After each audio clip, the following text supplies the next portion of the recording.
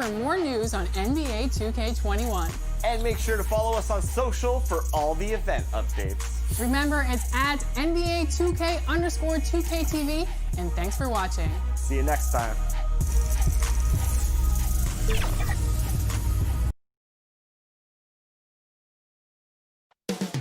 Up next, it's the 2K Sports pregame show.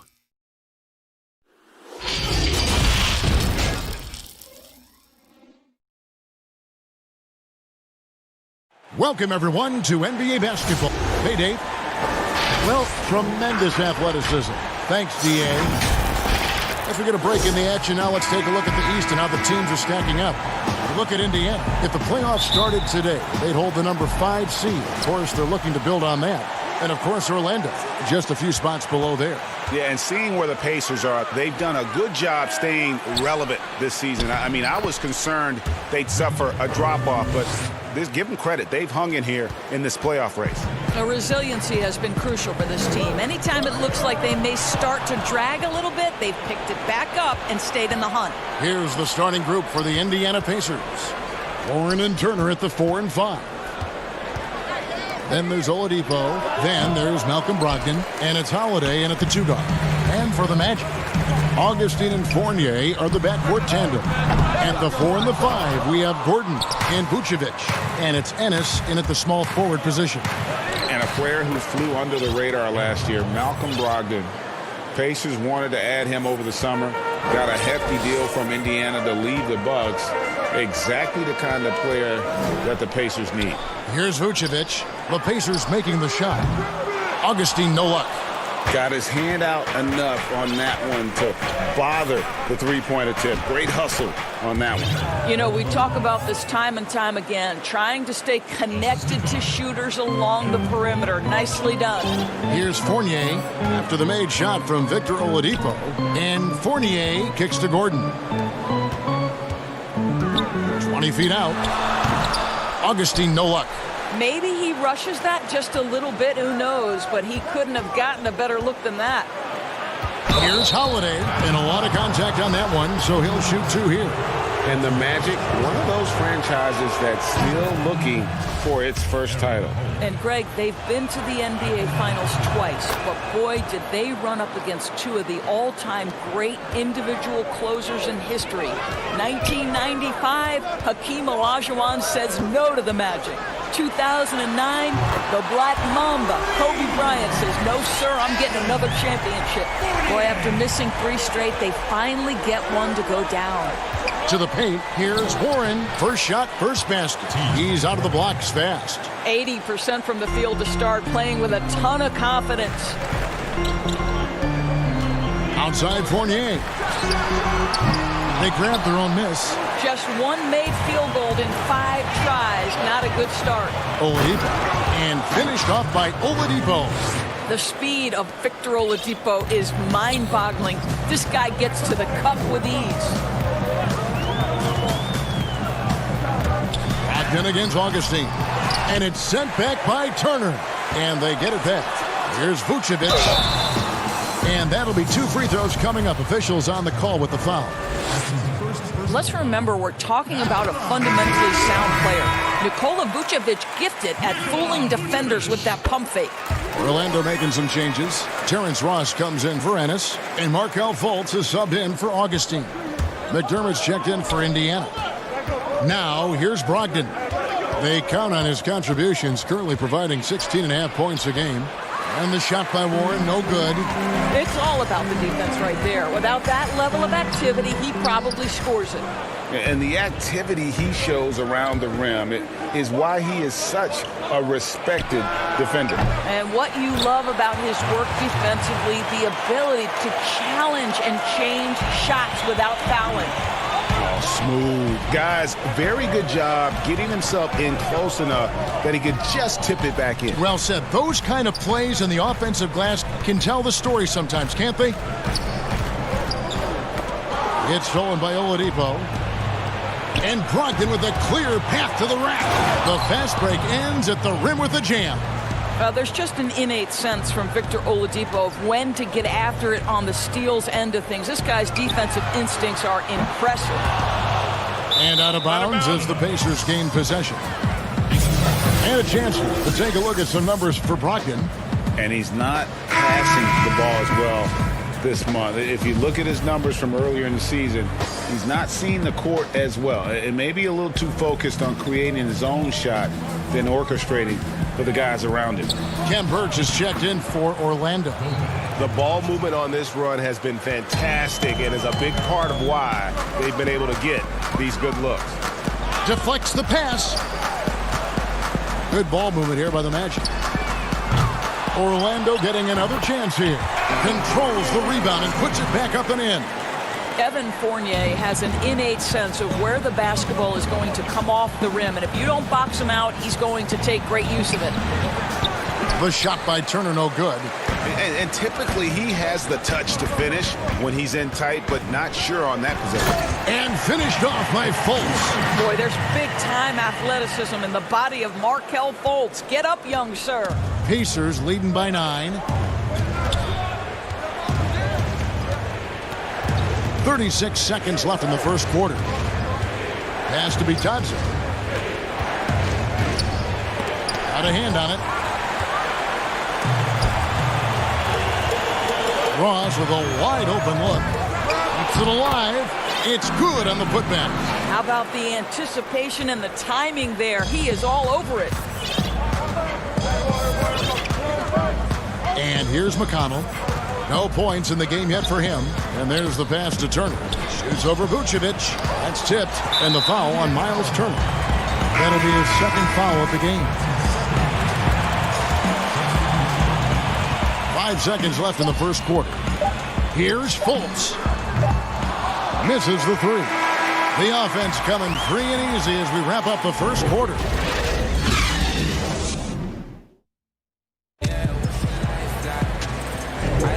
We welcome you back to Noche Latina. Becoming an annual tradition is always here on 2K Sports and always exciting. And let's quickly break down the game, guys, we have seen from Indiana. What do you think? What we saw in that first quarter, they won their matchups defensively. I think across the board, a number of guys who've done a great job guarding multiple positions. And now let's check out the lineups courtesy of Gatorade, all fueled up and ready to go. Here's the second quarter of play. On the court right now for the Pacers. We've got T.J. McConnell, and it's Sumner in a shooting guard. Passes it to Ross. In the corner, it's Birch. Shot clock at 6. Back to Carter Williams.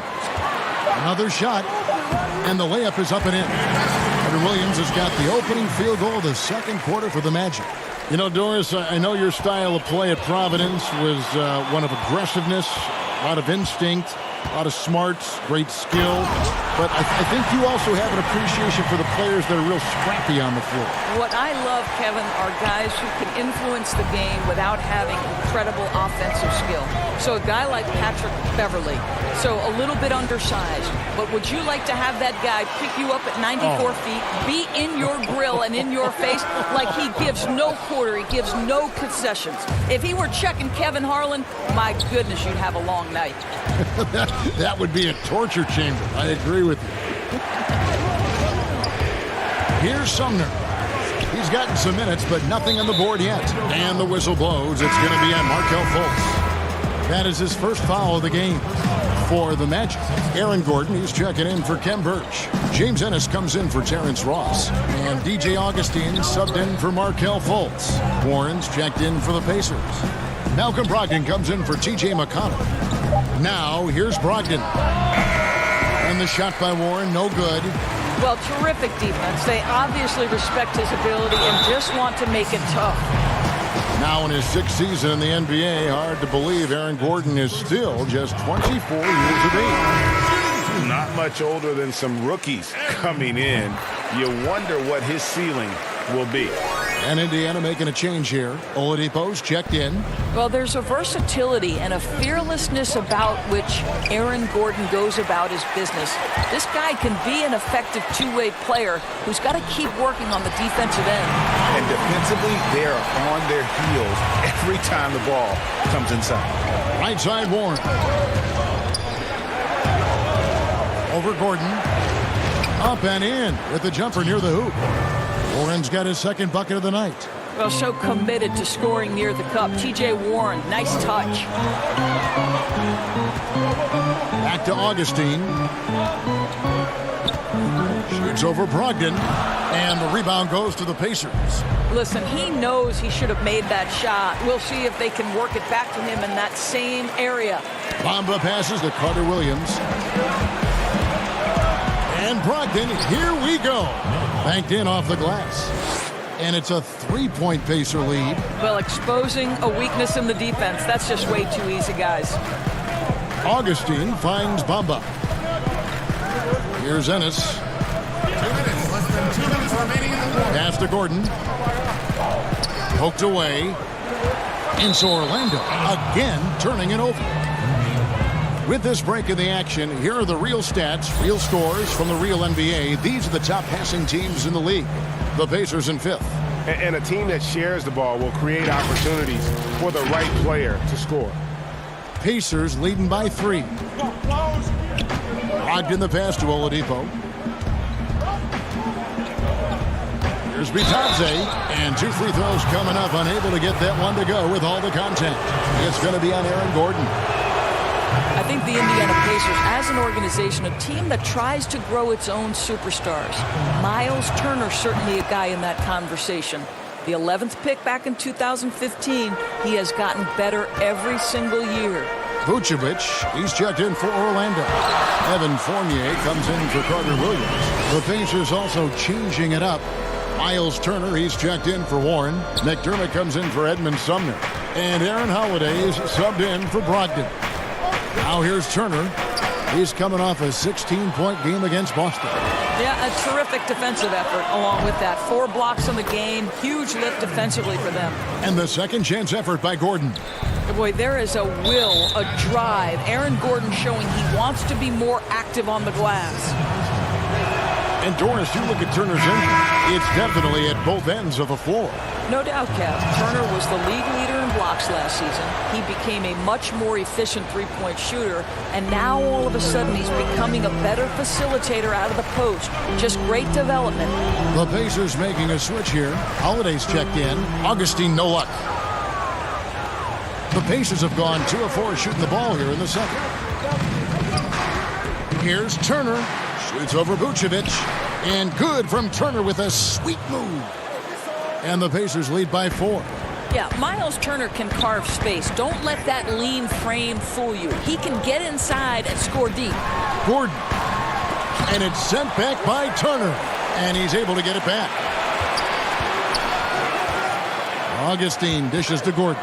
6 to shoot. Here's Vucevic, and he's on the money with his first shot today. Boy, don't you love to see Aaron Gordon make these kinds of decisions. This guy is fully capable of recognizing open teammates. Now, here's Oladipo. He had a 27-point outing in their last game against Boston. Shots good by Turner. Boy, it took him a while to warm up, but since the second quarter, he's on fire. The Magic trail by 4. And no need to rush this. Let the clock run down. Well, it's trying to close the quarter strong, and by that, Greg, take a great shot without giving them an opportunity for another one down the other end. Here we go with Holiday running it up the court. A wide open look here for Oladipo. Great positioning on the putback. Oh, big time putback there. What a great motor on this guy. There is no one who goes after those rebounds harder. And the first half is now in the books. Pacers lead. Thanks so much, Dave, for the great interview. Don't go away, folks. We'll be back for the 2K Sports Halftime Show. Hello again. So it's Indiana who's out on top at the half. They have a 6-point lead. Kenny, what's your take? And that'll do it.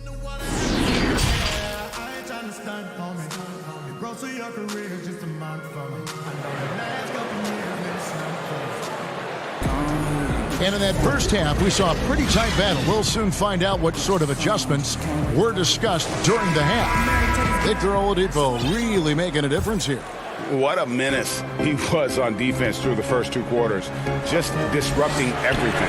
Well, it was about effort and anticipation. Hard to get into an offensive rhythm when you know this guy is lurking. At the 4 and the 5, we have Gordon and Vucevic.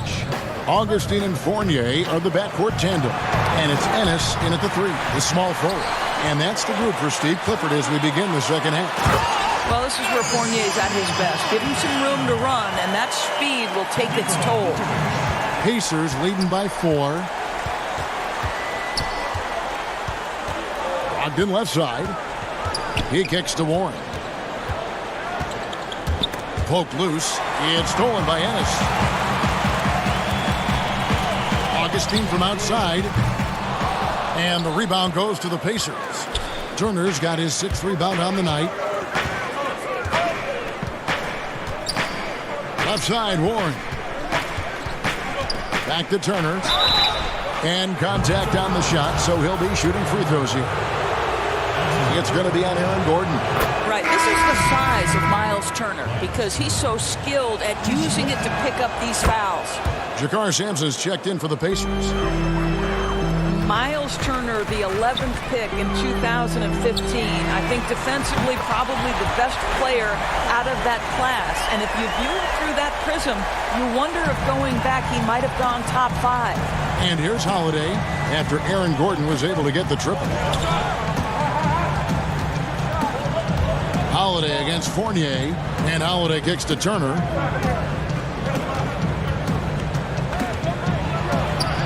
Goes to the reverse layup and traps it in. Turner's got 4 points this quarter. And you know, Doris, there were some medical red flags for Turner that may have caused him to slip a bit in that draft. Yes, but I think he has alleviated any of those concerns. Credit him and the trainers for developing his core and for this young man paying the price in the weight room. He's gotten stronger and stronger. Here's Gordon, and it's Gordon finishing it off. Well, you think about Evan Fournier making himself more and more of a factor on the defensive end of the floor as his career has progressed. Really good job anticipating that steal. And he gets the whistle. 2 free throws coming up. Doris, you played, you've coached, you've broadcast, you've done it all in this business.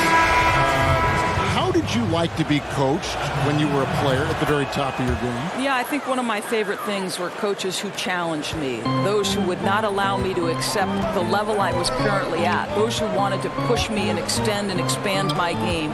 Listen, every player wants to be respected. Every player wants to feel valued. But the great ones to me, the LeBron James, the Kevin Durant's, they want to be coached hard. They want you to push them to the greatest possible level they're capable of. Great insight. Bitadze can't hit. Here's Vucevic. He'll bring it up for Orlando. A 2-point game. Kicks it to Fournier.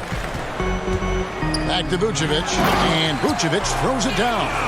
Boy, you can see their confidence growing. They have reason to believe. What I love, Greg, is the heart, the fire, the tenacity. This is absolutely fantastic. Fast break.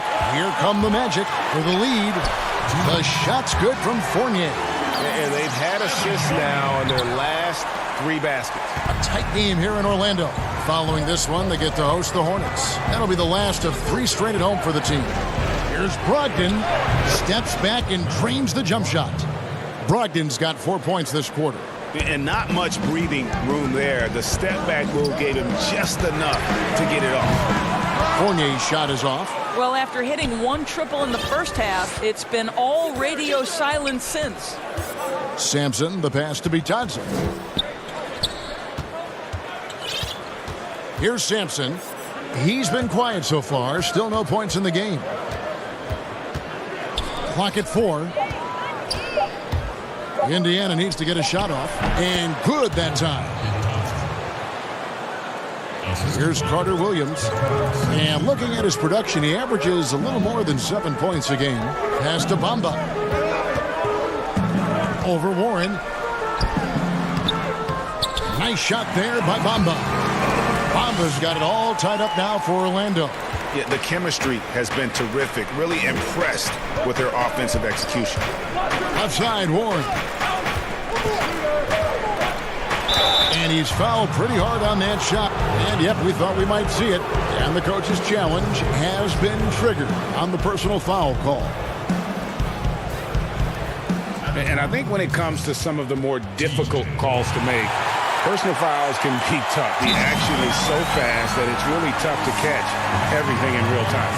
The wonders of technology, Greg. We've seen replay reviews so effectively, and involving the coaches by being able now to challenge like this is something a lot of people have been hoping for. And so the word is in. They've decided that the call stands as it was made on the floor. And, you know, even if a coach still feels this wasn't the right call, you got to acknowledge the effort being put in to reviewing it. The double checking, and the game continues on. Just impressed with the teamwork out there, setting the table for one another. Here's Holiday. No good. Nice D from Fournier. And Justin Holiday picks up the foul. That's his first foul. Orlando's gone 2 of 5 with the three-point shot since coming out of the break. Stolen by Warren. This is what superb defense is all about, guys. He read that all the way. 2-second difference between shot clock and game clock.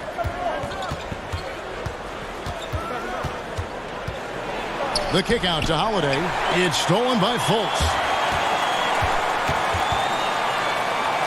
Outside Fournier. 4 seconds left. Takes it from 10. Yep, it counts. Fultz has got the lead up to 3 now for Orlando. Well, Evan Fournier is a fundamentally sound player, and if his teammates are open, he will deliver the rock. And he trains the 3, but let's see. They may need to review it. I'm not sure the ball was out of his hand in time. And not so fast. The officials are going to check that shot again and make sure. That concludes the third quarter. It continues to be an exciting neck-and-neck game. Orlando out in front, up 3. 2K Sports, back in a moment from the Amway Center. And now we have a moment to reveal our State Farm assist of the game. And definitely deserving of the prize tonight. How about the read he made here? Looking like a point guard, putting the pass right on the money. Greg, he's got the size to survey over the top of the defense and find the open man. That was beautiful. 3/10 quarters behind us. One more to go. Thanks for being with us as we begin the fourth. On the court for Indiana, McDermott is out there with Oladipo. Then it's Turner. And it's Sumner in at the 1 spot. That's good, and the Orlando lead is cut to just 1 point on the basket for McDermott. Well, McDermott is working on that interior game because he has size and touch. Here's Augustine. No good on the shot, and Indiana will go the other way with it. After this one, they're off to Philadelphia to take on the 76ers. That'll be the second of this 2-game road trip. With the Indiana Pacers, you know you're a small market team, and it's led to a little bit of a shuffle personnel-wise. What's incredible, they continue to put a competitive product on the floor year in and year out. That's good from Holiday. Doris, you're right. The Pacers have made the playoffs 8 of the last 9 seasons. Remarkable consistency. I don't think there's any doubt about that, Kev. It starts at the top and sort of trickles down, from ownership to the front office down to the head coach. This is a solid operation through and through. They get it back. Gordon can't get it to fall. Indiana leading. There's the pass to McDermott. It's Oladipo on the wing, defended by Gordon. That's good from McDermott on the assist by Oladipo. McDermott's got 4 points now in the quarter. You love the quick decision-making of Victor Oladipo, especially in the pick and roll, where he can slice and dice the defense with his passing ability. Gordon for 3. The Magic again can't hit. Terrific closeout there to challenge the 3. It may be the hardest thing to do in basketball. Close under control, and he's more than up to the task. And there's a pattern starting to take shape here. They're working it inside and getting good shots from close range.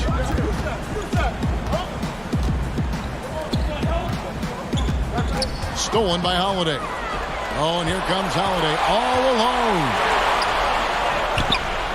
Birch grabs the board. And the way he was able to reach out towards that release had an impact. Well, no question. He altered that shot, and most of the time, that's just as good as blocking it. Whistle blows. Yep, that's going to be a travel. Vucevic checked in for Orlando.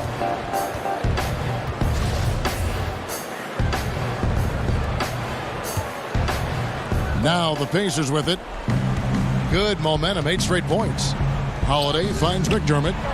And that one clearly a foul. Gets the whistle and 2 shots coming up. That one on Vucevic. I think I like the skill set of Doug McDermott. He's a phenomenal shooter, and he's got tremendous range. Malcolm Brogdon's checked in for Justin Holiday. And McDermott drops them both. The Magic trail by 7. The feed to Ennis. Back to Vucevic. Augustine against Brogdon. Here's Vucevic. Well-placed jumper from the free throw line. And with that basket, he's able to end a 10-0 run by the Pacers. Brogdon against Augustine. Here's McDermott. Vucevic with the block. Boy, when Vucevic is in that area, he's capable of sending it back. Brogdon the pass to McDermott. And just about 3 minutes through the fourth quarter here. Augustine tips it back in. Augustine in the clutch. DJ doing it. Pacers leading by 3. Now here is Holiday. Double team on Holiday. Wants to get it to Turner and does. Now here's McDermott. Defended by Gordon. Outside to Brogdon. Shot is good off the back rim and in. 1:37 left in the fourth quarter. Oh, Vucevic in position. Wow, Vucevic with the big-time delivery. The Montenegrin says, that's my shot. For Indiana, they've gone 4 of 8 in this fourth quarter, shooting an even 50% from the field. Augustine with the steal. Oh, and here comes Ennis all alone. Gordon kicks to Vucevic. The Pacers pull it in. Listen, he can make that shot right there, but I do know they have other options they can go to. Here's Brogdon. Great tee that time from Vucevic. And it's Gordon with the ball. He brings it up for Orlando. They trail by 3. The coach's challenge has been issued. First game like this, down to the wire, this is what it's for.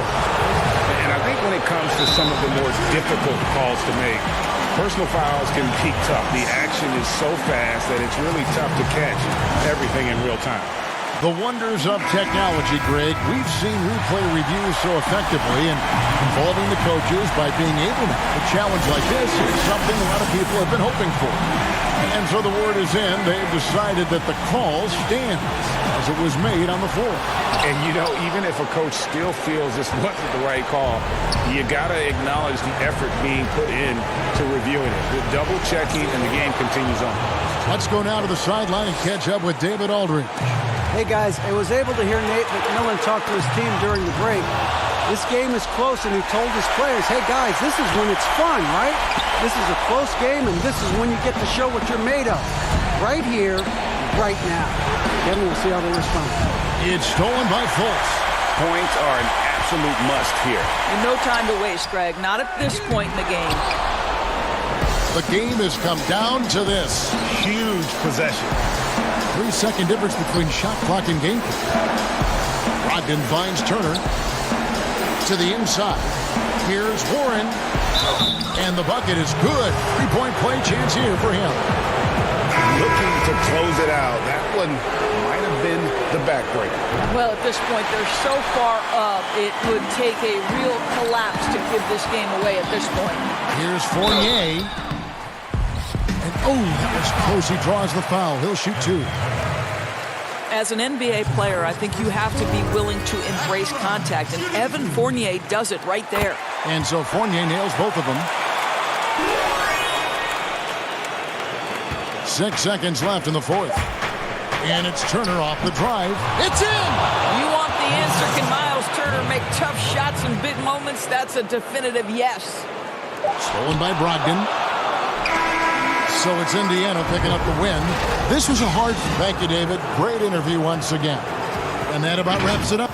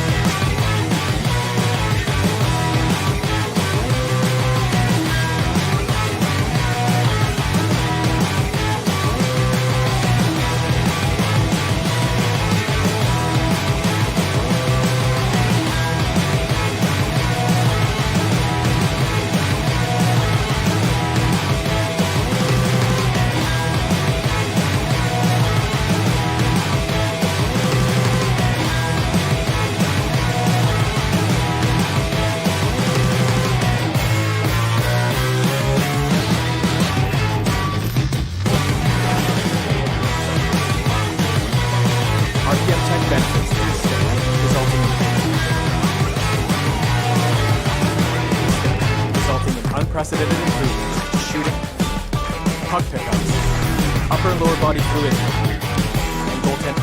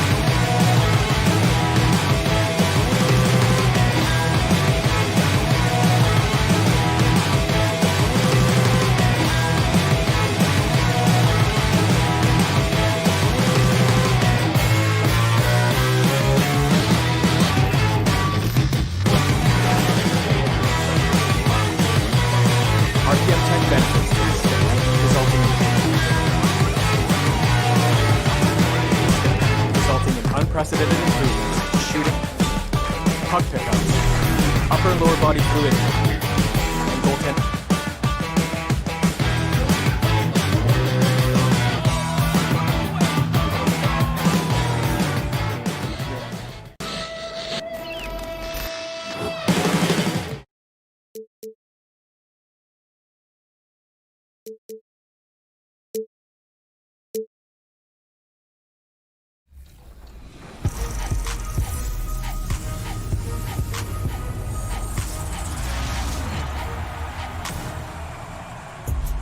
This week on NBA 2K TV, we're inside the bubble with Washington Mystics and 2K fan Ariel Powers. Plus, we're talking 2K21 with Mike Wang and Agent Zero. And a look behind the curtain here. Final preparation. A lot of optimism. Thanks, DA. And a quick look here at some of the numbers for Brogdon. And he's not passing the ball as well this month. If you look at his numbers from earlier in the season, he's not seeing the court as well. It may be a little too focused on creating his own shot than orchestrating for the guys around him. Let's check out Chicago's starting lineup. Markkanen and Carter are up front. Levine at the 2 with Porter at the 3. And it's White in a point. And for the Pacers, Warren and Turner at the 4 and 5. Then there's Malcolm Brogdon. Then there's Oladipo. And it's Holiday in at the 2 guard. So the Chicago Bulls able to put up the first points on the board. Clock at 6. Shoots from 14. Here's Warren. Kicks to Turner. Oladipo outside. Back to Turner. And Zach LaVine gets the whistle that time. That's his first foul. Looking at tonight's matchup, Chris, it's fun to watch upstart teams that are on the move, ascending with a lot of youth as a part of that success. You know what? I love watching these young teams. As long as you have a GM, an organization, a president of basketball operations that explains to the fans, listen, we're going to have a little bit of growing pains, but while you watch these guys play, they're going to have effort, they're going to have chemistry, and they're going to play for you guys, the fans. It's easier to settle in and say, wait a minute, look at the potential in this guy. Look at how much this kid has grown in the beginning of the season until after the season. And so I love young teams, and with this influx of young players coming in, it's going to be fun watching some of these teams grow and get over the hurdle and then ultimately become champions. Great perspective. And the cold start gets a little colder. Just 1 for 4 to start the game. For Chicago, they've gone just 1 of 4 to get this game started. Good on the triple. Like the show of unselfishness from Porter, wanting to improve as a passer and hit his open teammates. Holiday inside the line. No good on that one. And the Bulls going the other way now. Last game matched up with the Magic. A tough loss there. Bean passes to White. Carter kicks to Markkanen. Pass to Porter. And the officials calling for a 3-second violation. Let's use this break to look at the teams that over the past month have been tremendous at converting turnovers into points. Number 1, the Bulls.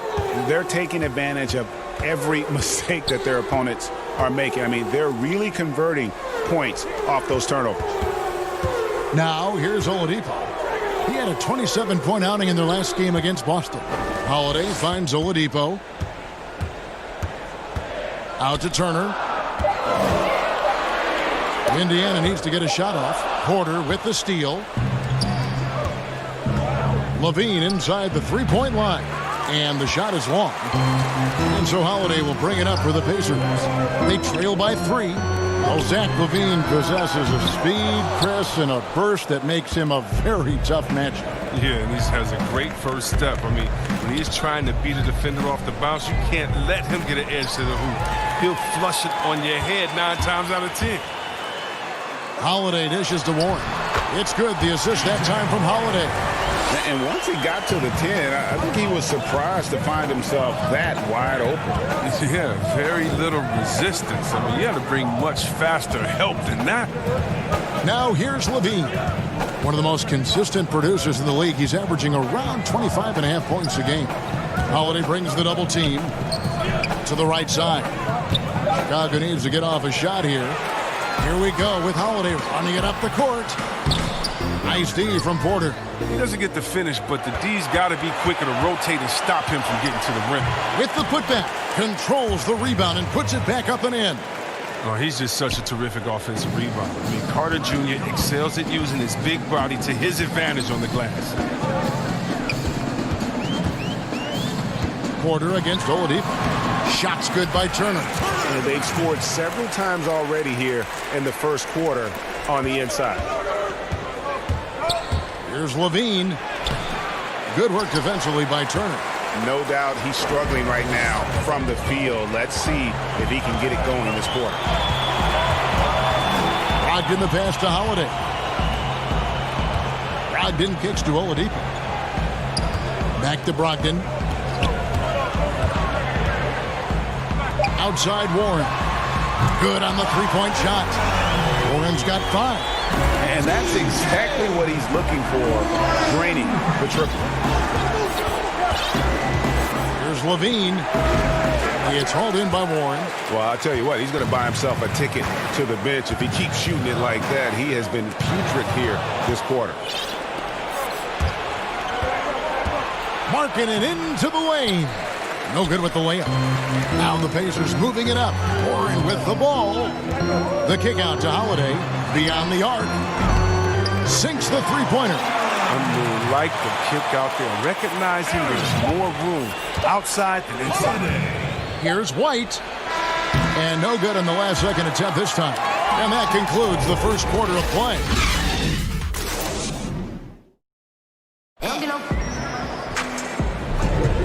And for those of you just tuning in, the second quarter of action is where we're at right now.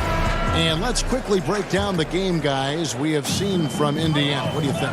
Yeah, in that first period, they looked to push in transition at every opportunity. With the game being fast-paced these days, you can expect this from a lot of teams, but they did it very well. On the court right now, second quarter for the Bulls. They've got Thomas Satoransky. He's out there with Dunn, and it's Young in at the 4. And McConnell gets it to go. The defense a step slow, and you can see the results. And truly some significant roster changes for the Pacers this past summer. Jeremy Lamb, Malcolm Brogdon, T.J. Warren. They've gotten younger and gotten better as well, if you ask me. Excellent work by the Pacers front office. Pacers leading by 6. Holiday, he's averaging just around 8.5 points a game. Passes to Sampson. McDermott with it. Indiana moving it around.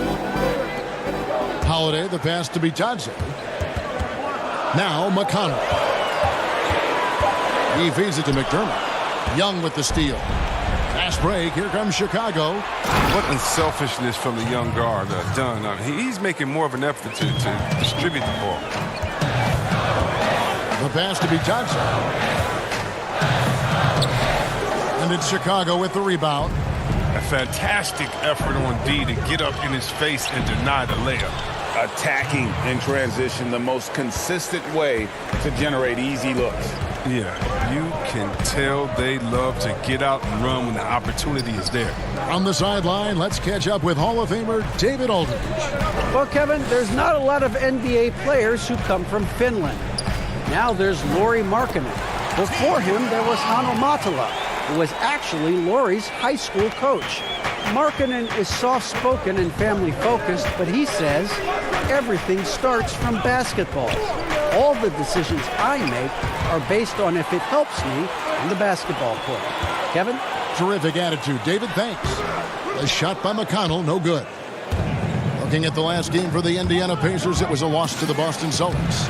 And that was a shocker. Hard to believe that they dropped the ball, so to speak, on that one. And probably a tough pill for them to swallow. Well, just a reminder that nothing comes easy in the... And here we go with the coach's challenge. Not surprised in a competitive game like this. And he's disputing the personal foul call. And I think when it comes to some of the more difficult calls to make, personal fouls can be tough. The action is so fast that it's really tough to catch everything in real time. The wonders of technology, Greg. We've seen replay reviews so effectively, and involving the coaches by being able now to challenge like this is something a lot of people have been hoping for. And so the word is in. They've decided that the call stands as it was made on the floor.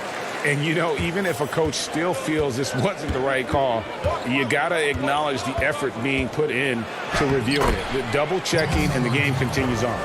Their interior has been inferior defensively. It has got to tighten up. Here in the second quarter, we've played a little over 2.5 minutes now. Sumner passes to Bitadze. And he could not get that one to go. A lot of contact, and he'll go to the line for 2. The Pacers shooting their third and fourth free throw shots of the night. And typically a strength of theirs, 79% on the season. He hits both from the stripe. As we've gotten closer to halftime, their style has become more and more physical. And Satoransky kicks to Harrison, and it's Young at the elbow. Pass to Cornette. 2 minutes. 6 on the shot clock.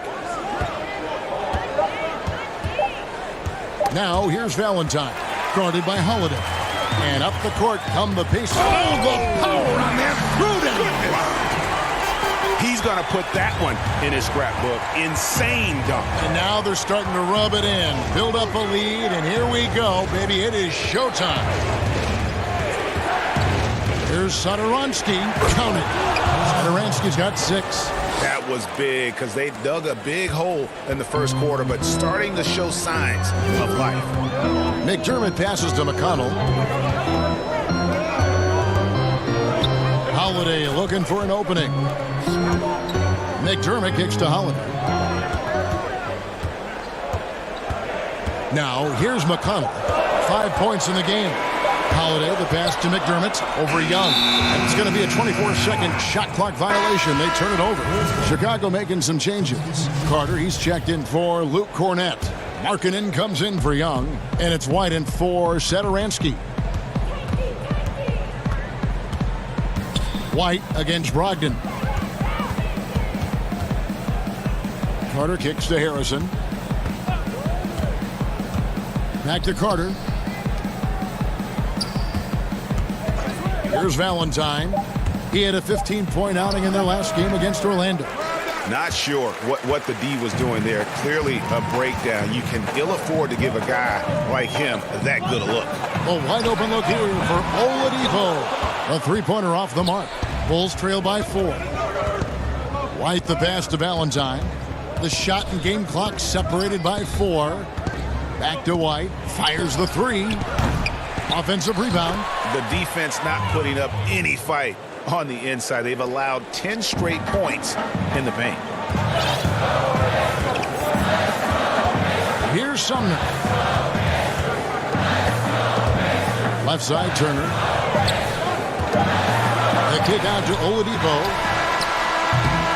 So that'll be it for the first half. Fairly even battle underway in this one. Thanks, David, and we'll be back shortly following halftime to get the third quarter underway. It's the 2K Sports Halftime Show. Hello. For the Pacers, the first quarter was pretty even. At the end of one, they were able to end up with a 5. That's all for now.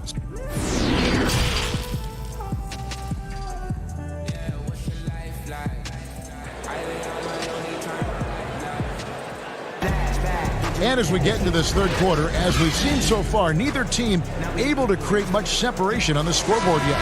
You look at Thomas Satoransky, he's really been playing well. No problems fighting his way to the rim in this one. A lot of points in close. Yeah, slicing through the gaps in the defense. I mean, getting many of his buckets in the paint. Warren and Turner at the 4 and 5. Then there's Oladipo. Then there's Malcolm Brogdon. And it's Holiday in at the 2 spot. So that's the group out there for Indiana. And when you watch the Bulls play, Chris, they just seem to lack an organizational direction. Yeah, you're right. I mean, the team committed to Boylen to shape their youth. They don't seem to be interested in playing up-tempo or following any NBA trend. The distrust between players in the front office is not helping their recruiting of free agents. A lot going wrong. And the foul on Wendell Carter. That's his first foul.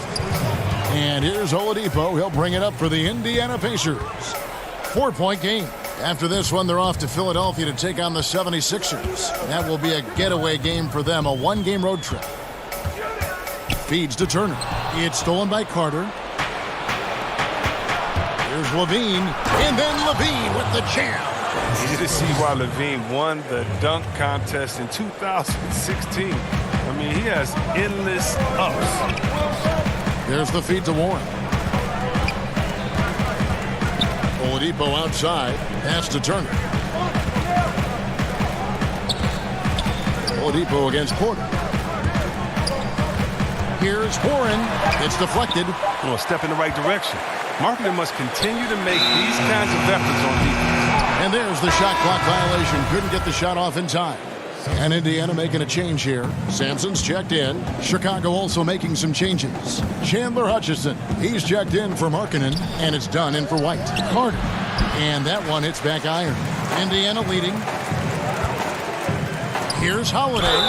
Whistle blows. Bucket is good, and he'll have a chance at the line to make it a 3-point play. Oh, great flow to that possession. Two players totally in sync with each other. Luke Cornett, he's checked in for Chicago. Young comes in for Otto Porter Jr. Chris, at that free throw line, there's a lot of chirping, isn't there, among the players around the lane. It just seems like their mouths are always moving. A lot of chirping. Oh, yeah. I mean, for the ones that aren't sucking air and are tired, they're talking to each other. It's the only real break in action, and there's times, too, you get to see what has happened a few of the plays before, so you need to bust the guy up with some jokes or just flat out talking trash. And sometimes guys are saying, I hate to tell you this, but sometimes guys are going, man, listen, I'm so tired. He's going to make this free throw.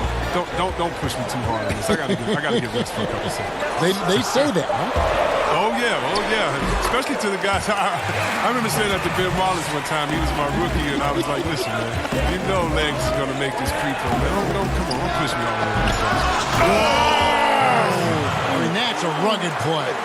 Gracious. Pacers leading by 5. Holiday, the pass to Sampson. The kick out to Holiday. Levine against Holiday. Passes it to Bitadze. That one goes in.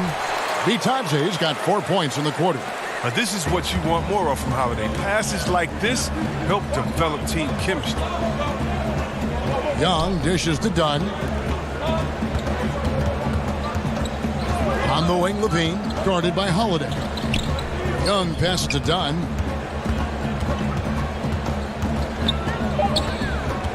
The pass to Hutchison. Offline with his 3. The Pacers have gotten 4 of their first 5 second-half shots to fall. 80% since the break. Pass to Sampson. And Holiday kicks to Sampson.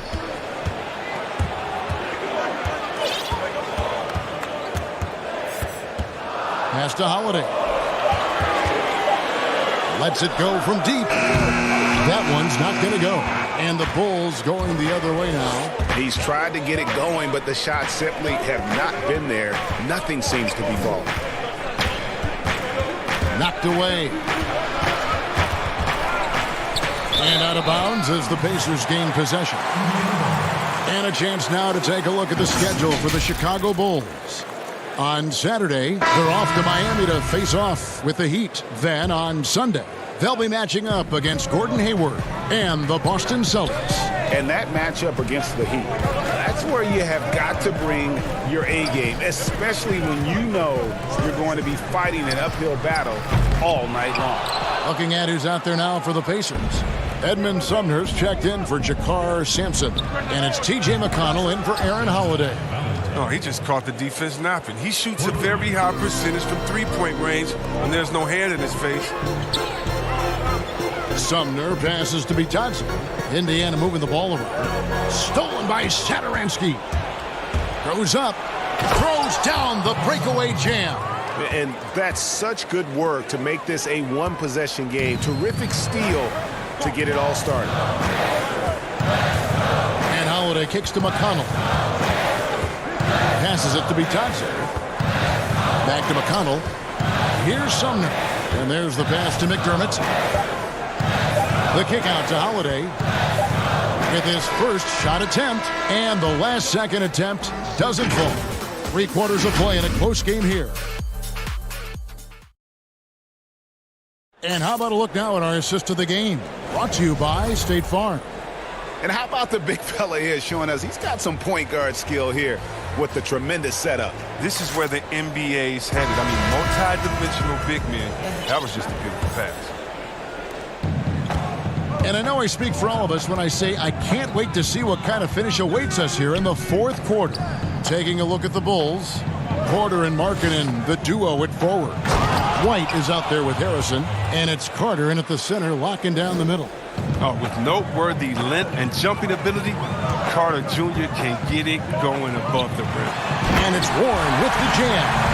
And he's an automatic finisher when he gets into that area. He is, and he picks the simple one-hand stuff to get the 2 points.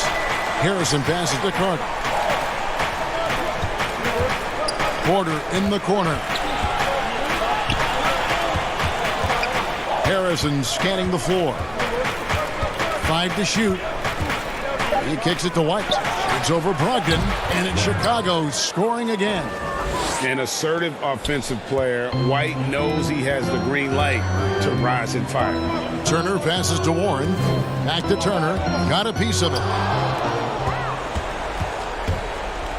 Outside, White. Here's Markkanen, and Markkanen throws it down. That's a stomach punch, guys. Turn it over and give him a free run to the bucket. Oh, you're so right. No question who has the momentum now. Oh, exactly right. Momentum-shifting plays like that can change the tone of a game. They get it again. He hangs. Pass to Sumner. He tries for three. Chicago grabs the miss. They get to take on the Heat at Miami after this one. That'll be the last game of their very short 3-game road tour. Markkanen kicks to Porter.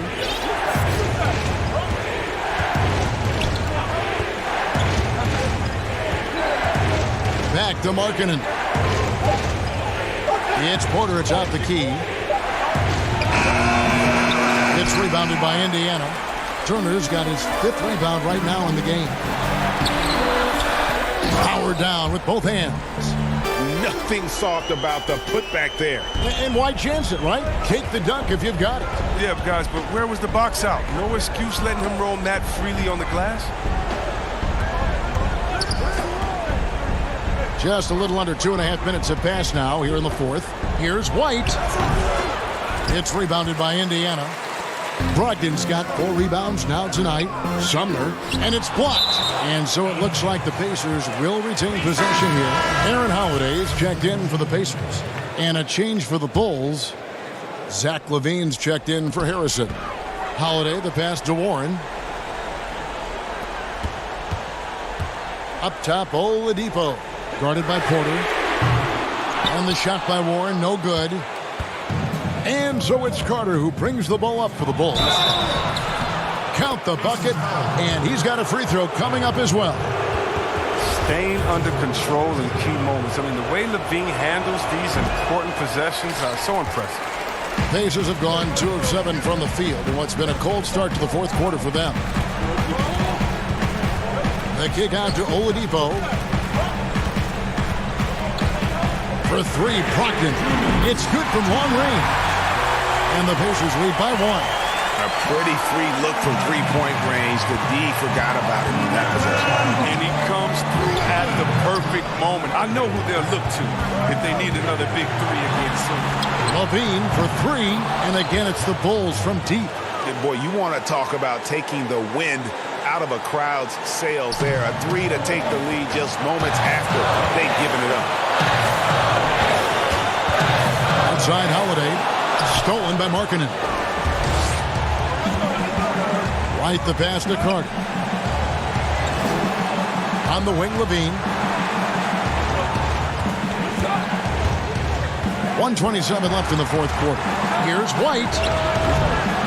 The offensive rebound. Good ball movement here by the Bulls. LaVine against Turner. Moves back up. LaVine can't hit. Indiana trailing here. And Oladipo kicks to Holiday. And he's fouled pretty hard on that shot, but he's got the chance to pick up the points at the line. It's on Lauri Markkanen. Yeah, way to play in attack mode and get to the line. Zorinsky's checked in for White. Oh, free throw is good from Holiday. He's not about to let those points get away. I mean, he knows they're going to need him tonight. Chicago's gone 1 of 2 from 3-point range here in the 4th. LaVine against Holiday. LaVine up top.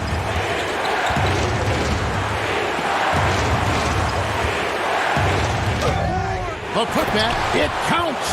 Timing on display. I mean, you got to respect Wendell Carter Jr.'s ability to read where misses are going. Counts. Warren, it's good. And tie game. That is a huge basket right there. Oh, you just love seeing a player with absolutely no fear. Yeah, he approached that one with total confidence. He has what it takes to come through in the clutch. And here we go. A coach's challenge has been initiated. Have to now review the personal foul in question. And this is the time now where the officials can review in closer detail what constituted the original personal foul. Getting a different angle can sometimes make it a lot easier to determine.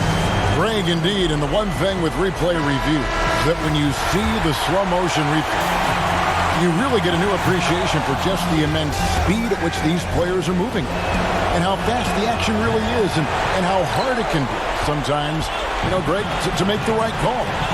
And so the word is in. They've decided that the call stands as it was made on the floor. And, even if a coach still feels this wasn't the right call, you got to acknowledge the effort being put in to reveal it. The double checking, and the game continues on. And let's catch up with our sideline reporter, David Aldridge. Hey, guys, I was able to hear Nate McMillan talk to his team during the break. He really got after him in the huddle. He said, look, you can rest after the game. You got to put it all out there if you want to win this one. Back to you guys. They get a hand on it. Oladipo outside. Yes! In a game this close, this late, that kind of D is clutch. It is. And then, Greg, to go in for the flush. That could be a backbreaker. You can't fail to protect the ball. That's the likely result. Those types of turnovers. So a close game sees Indiana take this one.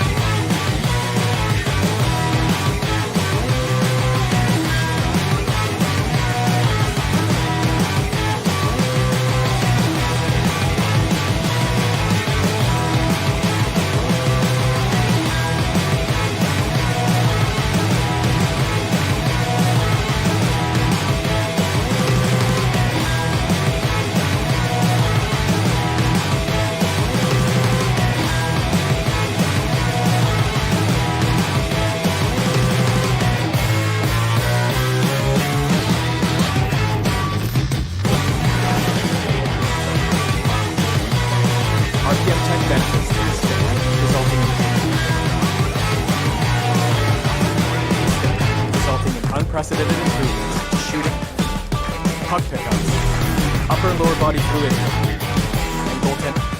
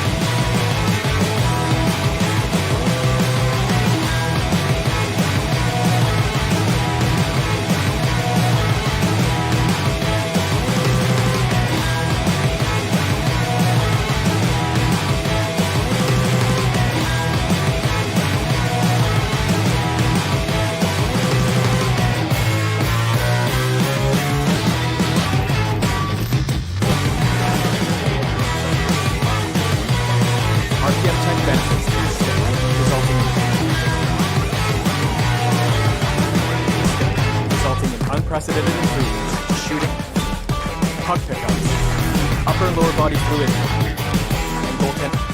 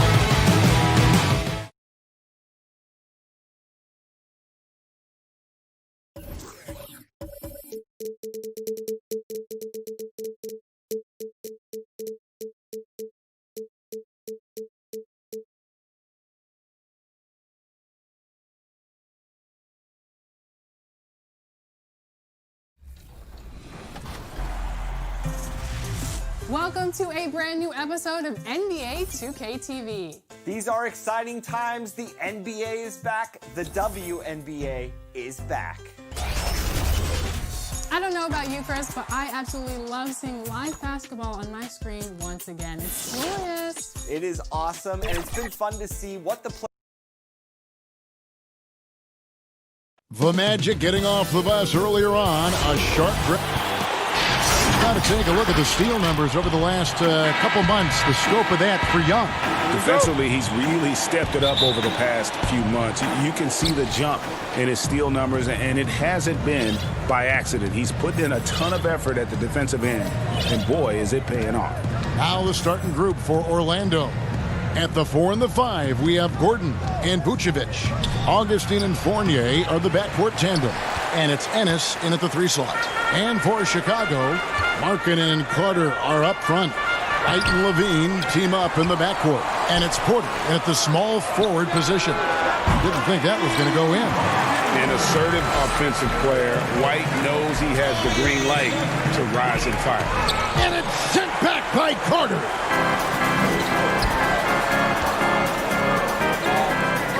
Levine dishes to White. Shoots from the high post, and it's good off the back rim and in. And this late in the season, Clark, for non-playoff contending teams, really there's nothing to lose. The pressure is gone. You can let it rip, can't you? Yeah, there's a freedom that you can play with when you don't have the pressure or the expectation of being a playoff team. And Sometimes that allows you to play your best basketball because there is nothing to lose. Now here's Markkanen. Gordon. Markkanen, he hangs in there and cashes in on the second chance points. Yeah, Markkanen doing a nice job crashing the glass there, Kevin, at 7 feet tall. This guy making good use of his size on that possession. Hits. Count that one from Ennis. And that's exactly what he's looking for, draining the triple. Last game for Chicago, it was a loss to the Magic in Orlando. It's stolen by Vucevic. And now Orlando on the break. Here's Gordon. An easy 2 points on the layup. And although he's 6'9", Gordon runs and sprints like a much smaller man. He's got gazelle-like form and speed in transition. Now here's White. 20 points for him last game against Orlando. And he passed the ball so well in that game, keeping everybody involved, even as he was racking up all those points. Here's White. That one falls, coming off Carter's feet. White's got 6 points. And you have got to honor White on the perimeter. Once he gets comfortable from there, it's going to be bad news for the defense. Here's Ennis, and Aaron Gordon gets the whistle that time. That is his first foul of the game. And guys, as soon as you start going over and through a rebounder, you're probably going to get whistled for over the back. Yeah, you know, that was out of his reach anyway, so I don't even know why he made that effort. No need to commit the foul there. Markelle Fultz has checked in for Augustine. And their offense already in a flow. Some stellar shooting to jump out to this lead. Quality looks they're getting, and they're capitalizing on them, guys. They have to be happy with this start offensively. It's stolen by Carter. And here we go. Fast break. Levine's got it. Doesn't get it to drop for him. Those are chances almost always you can rely on him to get you 2 points, but the D just enough to keep him out of rhythm. And the turnover again by Orlando. As we approach the playoffs, let's see how the East is shaping up. We'll take a look at the Magic. They're good enough for 8th place in the conference right now, looking to hold on to that. And, of course, Chicago, they just haven't had the type of record they've wanted. And I think for the Magic, they've shown me some very good things this season. But that next step, those qualities that could make them true contenders, just haven't been there. Yeah, and, you know, we've seen them enough to know by now they're not going to make that switch from good to great at this point. Not this year, anyway. Hutchison passes to Dunn. Shot clock at 2. Elbow shot is on the way. Count it. Nothing like having a player that keeps his composure when the pressure is on, and Chris Dunn does that. He doesn't rush and stays under control. Well, so many people were worried about Chris Dunn's offense after his rookie year, but you know what, Greg? He's turned it around. And gone from struggling to hit 40% of his shots to shooting better from the floor. Still a strong defender, and he's making people forget that his offense was ever a question mark. And taking a quick look here, guys, at the hustle stats for the Bulls. Boy, they've really amped up the pressure at the defensive end, guys, and have piled up the steals in the early going. And also defensively, they've been able to cause some turnovers tonight, and that also builds confidence and gives you momentum. And one of the more transcendent athletes in the game, Aaron Gordon, still has some untapped potential. He could make a big leap. And the Bulls making a change here. Valentine's checked in, so Orlando going with an almost entirely new group here. Bamba is checked in for Vucevic. Khem Birch comes in for James Ennis. Terrence Ross is checked in for Fournier. And Michael Carter-Williams subbed in for Markelle Fultz. Here's Satoransky. And so it looks like the Bulls will retain possession here. Shaquille Harrison, he's checked in for the Bulls.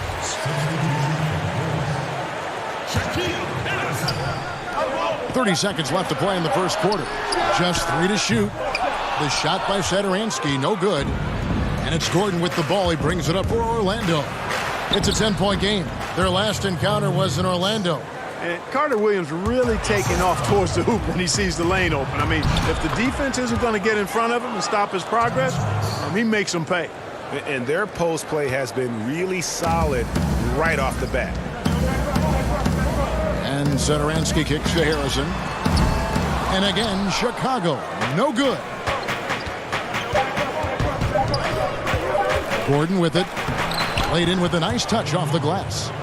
Gordon's got his second bucket tonight. And Gordon's jumping ability combined with his reach make him a difficult matchup for any defense, especially when he's operating. The scoring fast and furious as we end the first quarter. Bulls lead by 4. From the United Center in Chicago, back in a moment.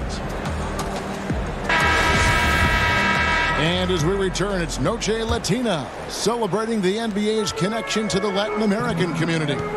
And from what we've seen so far from the Bulls, what's your take? Well, one way to generate more offense, pound the offensive glass.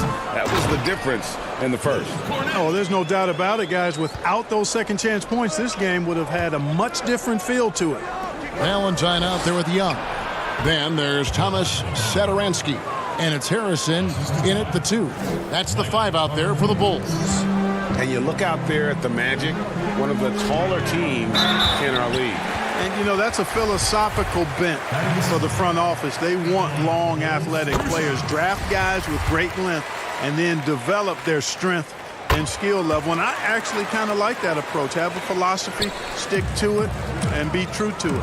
And while Young is serviceable at the line, not terrible, there's still a lot of room for improvement. The shot by Birch, no good. The Bulls leading by 6. To the middle. Howard down after the assist. Let him into the lane. A fantastic heads-up play there from Young to find the open man. And we're starting the second quarter, about a minute gone. On offense, here are the Magic. Following this one, they get to host the Hornets. That game is the first and last of their homestand. Some nice ball movement by the Magic. And here's Augustine. He's coming off a 16-point game against Chicago. And Augustine has run the pick and roll countless times. I mean, he's very comfortable threading the needle in these sets. And here in the second with about a minute and a half gone by. Young against Augustine. And Young kicks to Satoransky. 4 on the shot clock. Takes a 3. Rebound by the Magic. Outplayed in the previous game on their schedule, losing to Chicago. Birch the pass to Augustine. Back to Birch. Satoransky against Augustine. And it's blocked. They recover it. Bamba's shot is off. Chicago leading by 6. From deep. Shot's good from Young. Young's got 5 points now this quarter. And Young, how about that? Showing off some range on that one. Didn't think he had that in his book bag. Three-pointer Augustine bangs home the trifecta. Clark, a big part of your game was rebounding. You controlled the glass so well. What's one thing you would tell young viewers if they wanted to improve their rebounding? You know, I'm a little bit out of the norm here, but the biggest thing to me for rebounding is pursuing the ball. Boxing out is important, but pursuing the ball and good timing are the most important elements of rebounding. And that's what I would have players focus on. Pursue the ball. And we've got an update here, so let's catch up with David Aldridge. Well, for Nick Vucevic, there were some great firsts last season. His son Philip was born in December. And then Dad made his first All-Star appearance. Nick is from a basketball family. He said, "I'll enjoy telling my son the story, like my dad did with me. We'll see if he likes the game of basketball. I think he will." Kevin? Well, D.A., it's certainly in his genes. Thanks for that report. Gordon's checked in for Orlando. He's as solid as it gets from the line. I mean, give him the opportunity. He's cashing in on those. Here's Dunn. Vucevic with the rebound. The Magic trail by 4. And it's Gordon penetrating.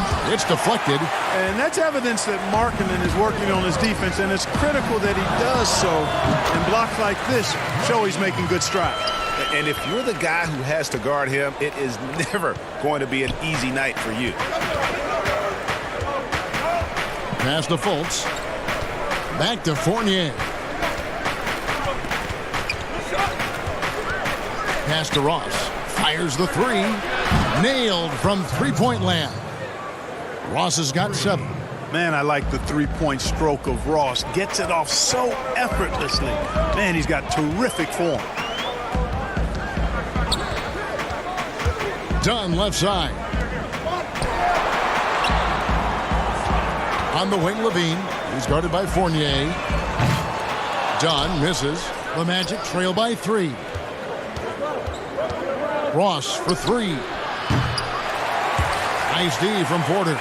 And so it's Porter bringing it up now for Chicago. Back to Dunn. Carter outside. Releases from 15 and off the left side of the rim, and it swirls in for him. Well, one thing you like there is the extra pass. Evidence that the game is starting to slow down for Dunn. With the tip, and it's put back in by Vucevic. Oh, and a nice job of turning that miss into 2 points on the tip in. Hustle points, I believe they call them. Hustle points right there. And great instincts, too, guys, anticipating where the miss was going. And he makes that one. Dunn's got his second basket of the night.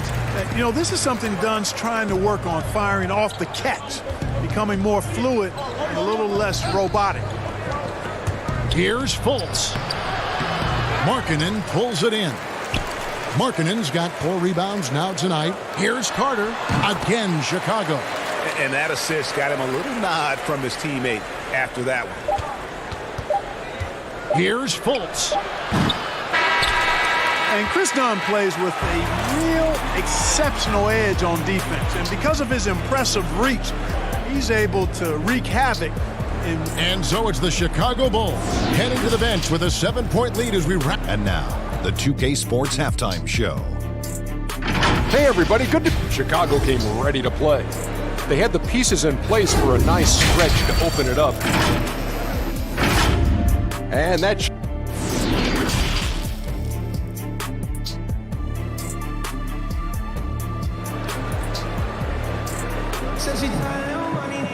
And for those of you just tuning in, thanks for being with us.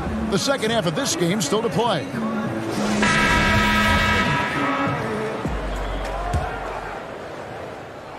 The Bulls leading by 7. All fueled up and ready to go. Let's reset the lineups courtesy of Gatorade for the second half of basketball. On the court for Orlando, Augustine and Fournier are the backcourt tandem. At the 4 and the 5, we have Gordon and Vucevic. And it's Ennis in at the 3, the small forward. And you remember when Aaron Gordon came into the league, Clark, some questioned whether he had the size to play the power forward position. Not anymore. Yeah, you take a look at what's important at that position. It's about mobility, versatility, and skill set. And he certainly fits the bill nicely there. He can defend the 3 or even some 4 positions and brings a lot of energy at both ends. And a wide open look for Porter. That one falls coming off Carter's feet. Carter's got his 4th assist in this one. Fournier against Levine. There's the pass to Fournier. The putback, and it's put back in by Vucevic. Boy, so smart and relentless on the offensive glass. Seems to me that Vucevic has that extra sense of tracking down missed shots. Seems to just have a nose for the ball. The D just kind of stepping aside and letting him get to the rim. There's a reason, GA, the lead is what it is right now. You know, you look at it, the communication is lacking, as is the trust. They can ill afford those types of breakdowns. It won't work. You can't win with those kind of breakdowns. Outside, Levine. And it's DJ Augustine with the foul. That's foul number 2 for him. So Chicago going with an almost entirely new group here. Luke Cornett, he's checked in for Wendell Carter. Young comes in for Markkanen. Chandler Hutchison, he's checked in for Otto Porter Jr. And it's Shaquille Harrison in for Levine. The Magic also changing it up. Bamba is checked in for Vucevic. Cam Birch comes in for Gordon. And it's Carter Williams in for Evan Fournier. Shot by Ennis, nobody around, and a miss there on the triple. Chicago leading by 9. From deep 3-point range, and the basket by Hutchison. Hutchinson's got himself on the board with 3 there. How many times have we seen a possession like that from them today? Ending with a basket, coming off a pretty pass. Well, when you look at the assist totals, heck, they've been clearly the better team. Well, we've seen that movie a few times, haven't we? An easy bucket in the paint. Well, listless and lifeless at the defensive end. I mean, especially inside. They've really got to pick up that interior defense. Here's Harrison. No points in the game yet for him. And you talk about the best defensive head coaches in the league. Steve Clifford has to be on that short list. I would agree with you, partner. I mean, his teams play hard, they play smart, they play with discipline, and that usually is a reflection of the coach, and a good one. And the call on the shot sends him to the line. The mid-range jump shot, you've talked about this a lot, is still valuable if you can hit it with consistency. Yeah, and if it's a quality shot, Kevin, I think you should shoot it. Move the defense, move the ball to get a quality shot, and I think one of the very best at knocking down the mid-range jump shot, Kevin Durant clearly. But how about Chris Middleton? Elite mid-range jump shooter, and DeMar DeRozan as well has a strong mid-range game too. And the number 1 pick in 2017, Markelle Fultz out of Washington, 6'4". Clark, you think he's more of a point guard or a 2? Well, you know, at Washington, Kevin, I thought he showed the ability to score and assist at a high level. Coming out of college, I thought he had a chance to be really dynamic in both areas. Time will tell if that's the case, but I think playing the point could take some of the pressure off of his shot as he regains confidence in that part of his game. That is really good work there on the offensive glass. Gordon, the shot misses. And it's Chicago the other way. When this game is done, they'll be off to Miami to take on the Heat. That'll be just one game played away from home for them. You know, when he gets that close, Young is going to finish with a dunk. Here's Ross. Uses the glass to finish the layup. Ross has got 9 points. And here's Dunn. He'll bring it up for Chicago. They lead by 11. 1:06 left in the third. Shoots it up. And the Bulls tack on 2 more. And really the story of this second half, one team getting the shots they want, the other not so much. And that's why you have such a huge gap in the shooting numbers between the teams. And not the prototype power forward, but he has tremendous athletic ability. And it's Gordon finishing it off. And Gordon taking advantage of the fact that when he gets up in the air like that, nobody's interested in getting in his way. 2 for 1, probably the way to go. You can't just heave it, though. I mean, it's got to be a quality shot. Dunn misses. Well, I don't think he's performing up to his own expectations, but they still find themselves out in front. Ross, it's good. The assist that time for Menace. He's got 11. And they're beginning to just flat out fall apart defensively right now, especially on the interior. Yeah, and that's 4 straight field goals now, Greg, they've allowed from point-blank range. Can't happen. Here's Ross. Up again, and the second chance effort by Gordon. Gordon's got 8 points here in this quarter. Yeah, great hustle from Gordon using his patented vertical to sky up for the board. Young taking his time here. Here's White. Misses there. Ross is very dependable as a defender, somebody who uses his length and quick. The points coming in bunches as we wrap up the third quarter. It's been a good one. Bulls out front. They lead by 5. And we're coming back in just a moment. Get ready for the fourth quarter of action when we return. And a chance right now to show you our State Farm assist of the game. And how about the big fella here showing us he's got some point guard skill here with the tremendous setup. Hey, that was a high-level pass no matter what position it came from. But it does make it stand out a little more when it's made by the big fella. And with 3 quarters behind us, we start the fourth quarter in what is still anybody's ballgame. Porter and Markkanen, the duo at forward.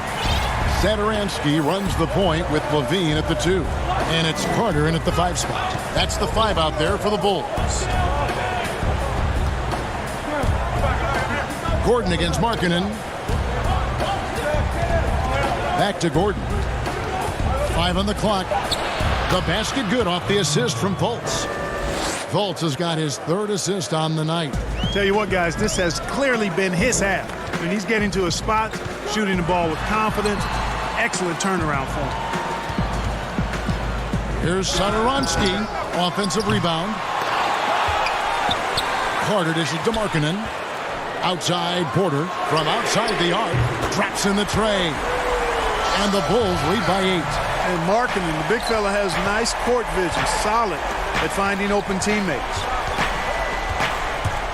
Fournier goes in, and he gets the basket. Officials blowing the whistle, so a chance at the line for one more.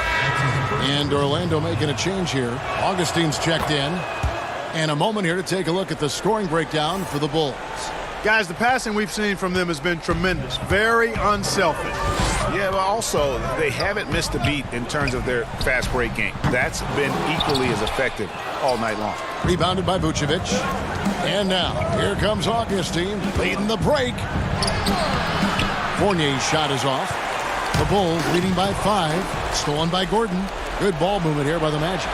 The shot's good from Fournier. Boy, I like how Gordon dishes the ball. When his teammates are open, he finds them on time and on target. LaVine wide open. Cans the shot with nobody near him. Orlando's gone 3 of 7 tonight from three-point territory. Vucevic finds Augustine. Kept alive Orlando. That one no good. For Chicago, they've gone 3 of 7 from the floor in the fourth. That's a 42% mark in the quarter. But they get it back. Here's Carter. Pass to Satoransky. And LaVine, here we go. And the officials call a traveling violation.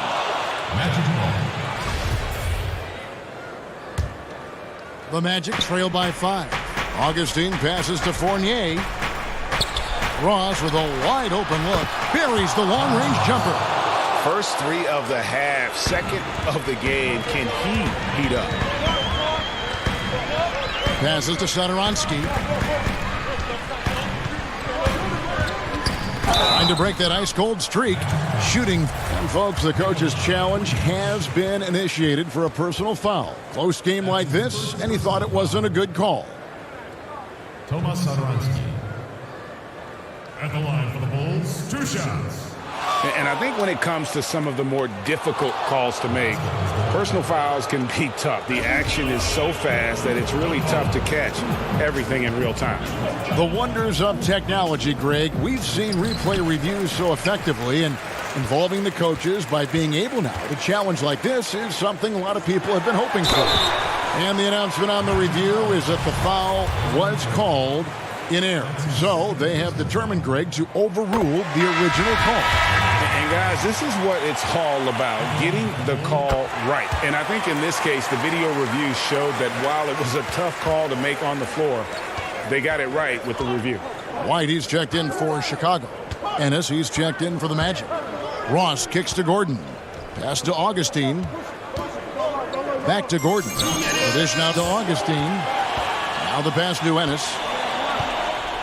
And that one clearly a foul. Gets the whistle, and 2 shots coming up.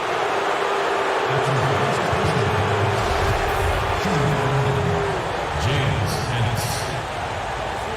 Taking 2 shots. First free throw is good, and that narrows the lead down to just 3. Both shots good from the stripe. Clutch. Those free throws turn this into a one-possession ball game. White drives in. That's another one for him. His 5th in just 7 shots. And hey, when you're a big shot maker in college, that often carries over to this level. Certainly past the right. And Vucevic is just a gamer. Somebody who accepts the responsibility of coming up big when his team needs it. Outside, White. Pass to Porter. Carter dishes to LaVine. And foul on the shot, so he'll get a chance at the line. That one on Vucevic.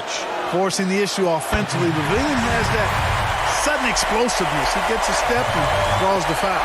And he hits both free throws here. So now it's a 4-point ball game. And he doesn't let the pressure get to him. Cool and confident from the line. And it's Vucevic missing. Chicago's gone to the three-pointer 11 times tonight and nailed 5 of them. High post shot. And it's Orlando with the rebound. Vucevic has got 9 rebounds in the game. Getting it done. And the second chance effort by Gordon. Easy to see why Gordon has the ball in these moments. He's phenomenal at coming up big. Augustine against White.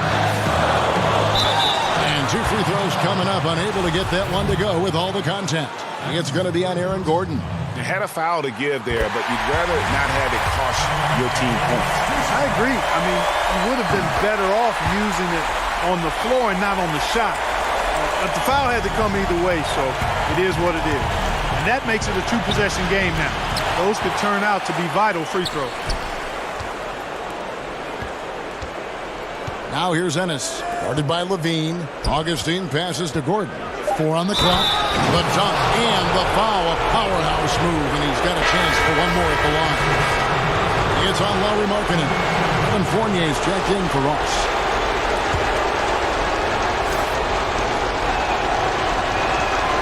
Free throw good, Gordon. Yeah, terrific and one on that one. Those are the kind of plays, guys, that win basketball games. You can probably expect to see him slow it down now. Yeah, I think you want to milk your possessions. And the Bulls with another miss. A critical possession right here. Crowd on pins and needles, Kev. And Zach LaVine gets the whistle that time. That's his first foul of the game, and the bonus will go to the free throw line.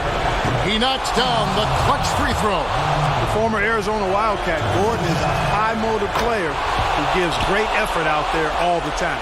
And how about the composure there at the line? A ton of pressure on those free throws, and he knocks them both down.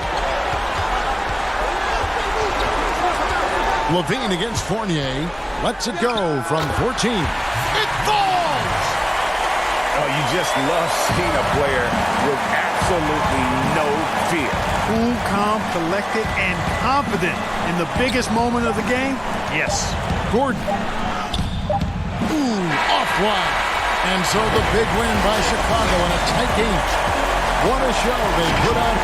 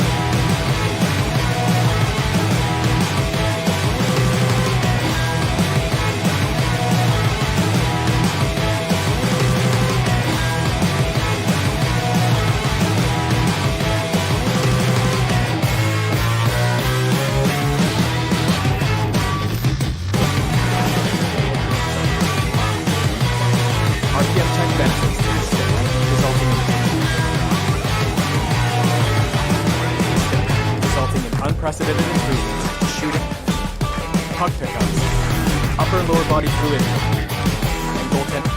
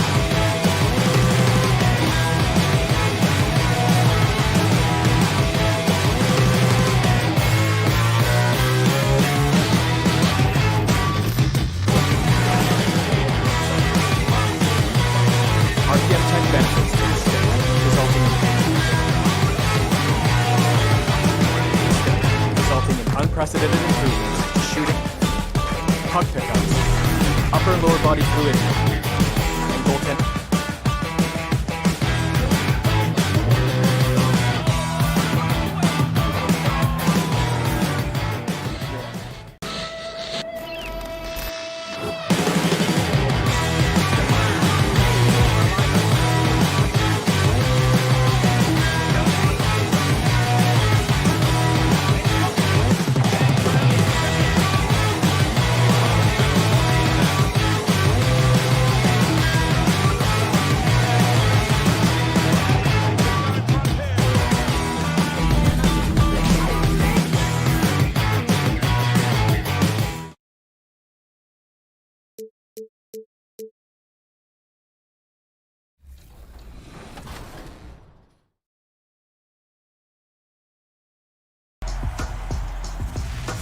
Aerial Powers, welcome to 2K TV. So excited to have you on. I've wanted to have you on the show for a long time, so I am super excited that you're here right now. I know you're in the WNBA bubble. How is that and what's going on?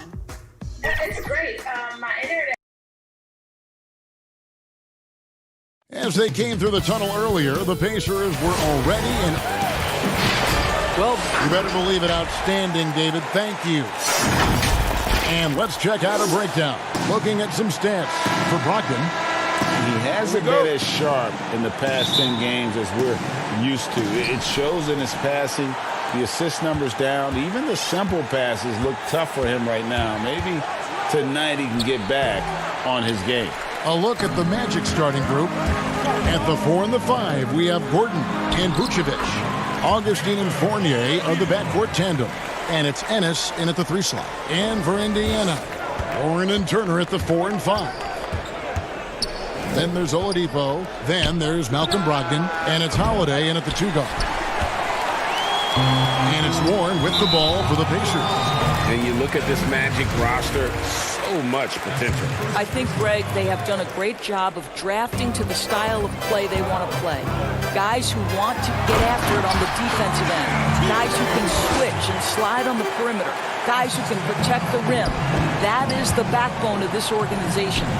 It's deflected. Vucevic, 2 free throws coming up, and they call the shooting foul. That's on Malcolm Brogdon. 7 feet, 260 pounds. Vucevic has a big, strong body with great footwork inside doors, but he doesn't shoot a lot of free throws. He doesn't, Kevin, and he can struggle at times to finish through contact. If he were a better leaper, I think he'd get to the line more. This guy is just so smart and elusive with his footwork. So this is a big-time player now, make no mistake. Now here's Gordon. Count that one. Well, you can see why his teammates love playing with him. Vucevic willing to find the open guy. Oladipo right side. Back to Turner. Lays it up off the glass. Boy, they came ready to play. That's 4 straight buckets to start the game. Ennis kicks to Augustine. Here's Vucevic. A putback and the second chance effort by Gordon. Well, at 6'9", great athlete, Aaron Gordon can be a problem on the glass. Oladipo for 3. He can't get it to go. The Magic go the other way with it. Augustine passes to Fournier. And Aaron Gordon again. Gordon's got 6. And once he got to the 10, I think he was surprised to find himself that wide open. I think defensively, that is not the way you want to start. Giving up high percentage looks, that doesn't typically end well. Now, here's Warren. He's coming off a 22-point game against Boston. Boy, the vertical that Aaron Gordon has helps him on the defensive end. Twice on the pipes with that block. Indiana shooting their first free throw of the night. That free throw good from Warren. Well, you think back to T.J. Warren and how good he has been for the last few years. And yet last season, he took a huge step forward by adding the three-point. What about that dunk? That was special. My goodness. Well, easy to see why Aaron Gordon has been in multiple dunk contests. The arsenal, the creativity, limitless.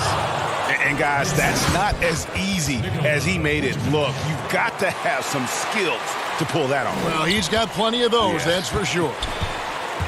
For Indiana, they've gone 5 of 7 today so far. Nice shooting to get this game underway. And Aaron Gordon gets the whistle that time. That's foul number 2 for him. Well, a bit reckless right there. That's his second foul, and he can't afford to pick up a third. McDermott's checked in for Indiana. And a switcher also for Orlando. Fultz is checked in. And the shot by Warren, no good. Well, tremendous defensive effort on the interior. That's the kind of contest you want. Great teamwork, punctuated by a strong finish. Going right to the rim, which is where you want transition opportunities to end. All right, defensively now, you've got to find a way to slow this guy down because he's putting it to you. Warren against Gordon. Shoots over Warren. Tries again. And the basket by Gordon. Well, I absolutely love the way this guy has controlled the pace tonight. They've been able to play the style they want. Pacers trail by 3. And Oladipo kicks to Turner. Basket is good. He'll get a chance for one more at the line. For Miles Turner, so much of this is about confidence. You love to see him convert in there. That is nice. The Pacers making a change here. Well, you think back to Victor Oladipo and his college basketball being played at Indiana University. So when he gets traded to the Pacers, many thought it was viewed as a homecoming. Now here's McDermott. He's tightly guarded. Here's Bitadze. Second chance shot. The shot comes out. Great D that time from Vucevic. Magic leading by 4. Fournier. The basket good off the assist from Fultz. Fournier's got 5 now. They're finding lanes to the hoop now with consistency. 5 buckets in a row from the paint. McDermott passes to Bitadze. Back to McDermott.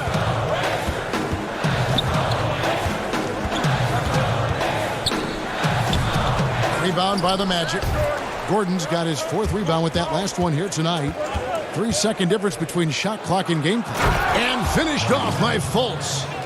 Adding to their advantage, trying to find a way to blow this one open. And Greg, one of the things they're doing is identifying favorable matchups and then going at them.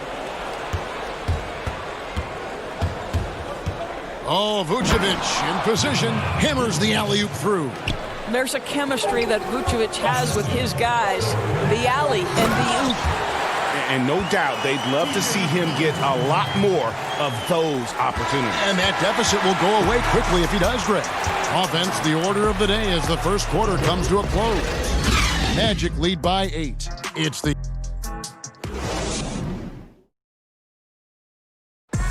James Ennis played in Australia, Puerto Rico, the G League. This would be a rotation player. And with the importance of the 3-ball nowadays, Greg, a great goal for Ennis. He possesses length and athleticism on the wing, and if he can reliably knock down the triple, he's a consistent rotation player in this league. And hope you've enjoyed the broadcast so far, halfway through the first half in this one.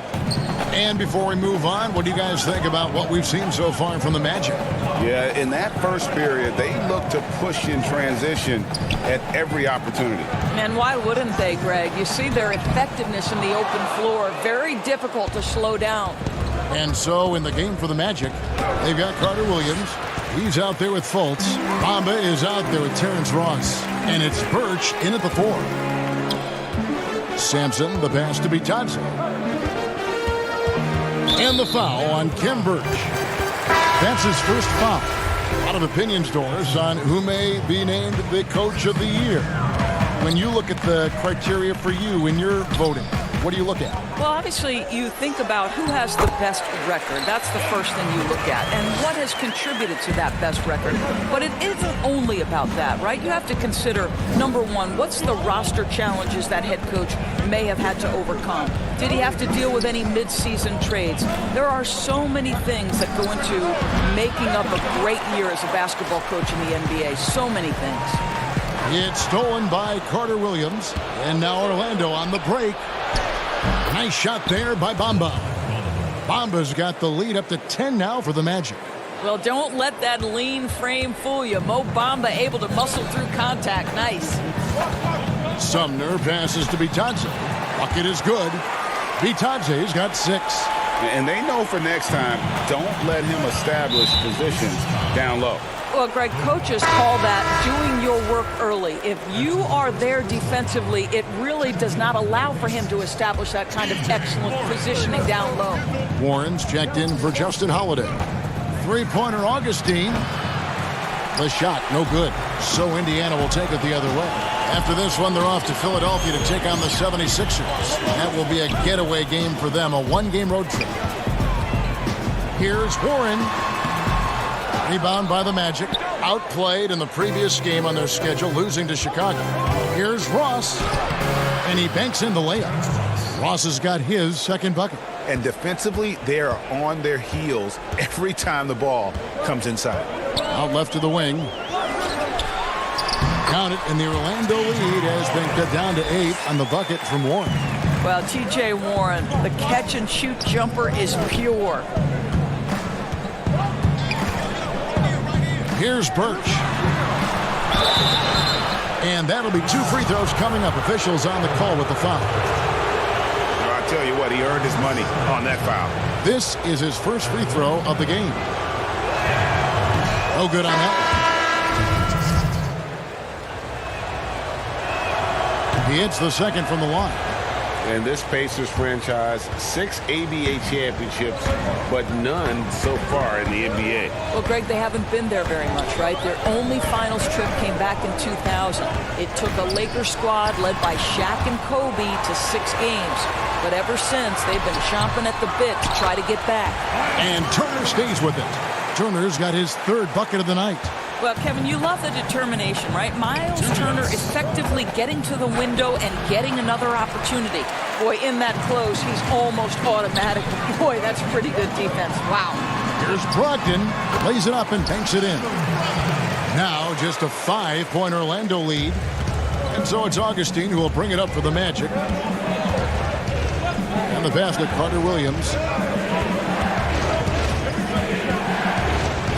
And it's sent back by Turner. Kevin, how about the reach of Miles Turner? He covers so much ground to come up with these blocks. Whoa, that'll wake you up. He is such a great athlete. Carter Williams kicks to Ross. Pass to Augustine. The Magic again can't hit. Didn't hesitate for a second to get a hand up on that deep ball. Well, tremendous effort, tremendous timing, the ability to alter shots on the perimeter. That was beautiful. Warren dishes to Turner. It's stolen by Carter Williams. Three-pointer Augustine. The basket good off the assist from Carter Williams. And the Magic lead by 6. DJ Augustine has turned himself into a feared three-point threat. Beautiful. Oladipo with the ball. Now defended by Carter Williams. Good work there as it goes. 11 points for T.J. Warren. And his presence as a scorer, it just has a calming effect for the rest of the team. He's a fallback option whenever they need one. Back to Augustine. And foul on the shot. He'll shoot 2 at the free throw line. That's on Malcolm Brogdon.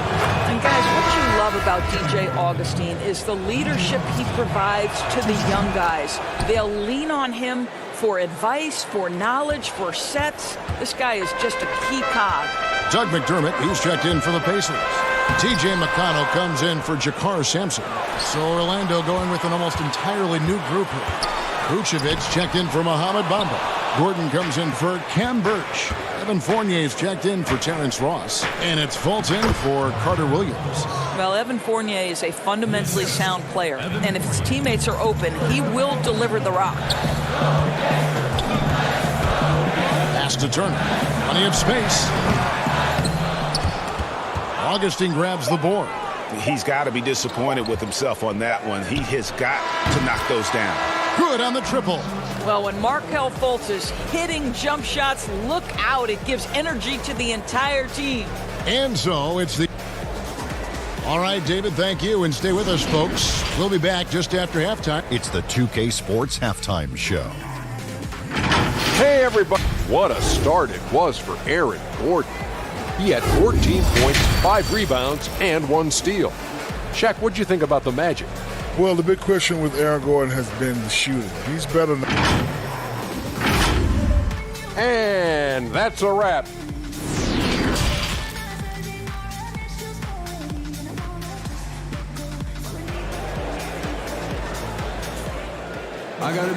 And after a very lopsided first half, we'll see if things play out a little more evenly here in the second. A fantastic game from Aaron Gordon in this one. And how about the amount he's contributing in the scoring column through 2 quarters? He has been terrific. And one would expect that the defense made some adjustments at halftime, but he has the ability to answer right back. Warren and Turner at the 4 and 5. Then there's Malcolm Brogdon. Then there's Victor Oladipo. And it's Holiday in at the 2 spot. They're the group for Nate McMillan starting the second half. Warren the pass to Turner. Vucevic with the block. Well, the reach, the timing, Vucevic using all of that 7'4" wingspan to turn that shot away. You can see why they go to this guy so often. More often than not, he's going to be very efficient like he is right here. Well, they say the post-up big man is dead and gone in the NBA, but don't tell that to Nikola Vucevic. An offensive focal point, and he does some of his best work on that low block. All right, let's catch up with our sideline reporter, David Aldridge. Well, Kevin, last season the G League tested out an expansion of the clear path rule. Now that expansion is making its way to the NBA. It should discourage those intentional fouls that slow up teams on the fast break. Fans wanted it, and analysts clamored for it. That will allow the amazing athletes in this league more opportunities to show what they can do in a fast break. You're right, David. A welcome change.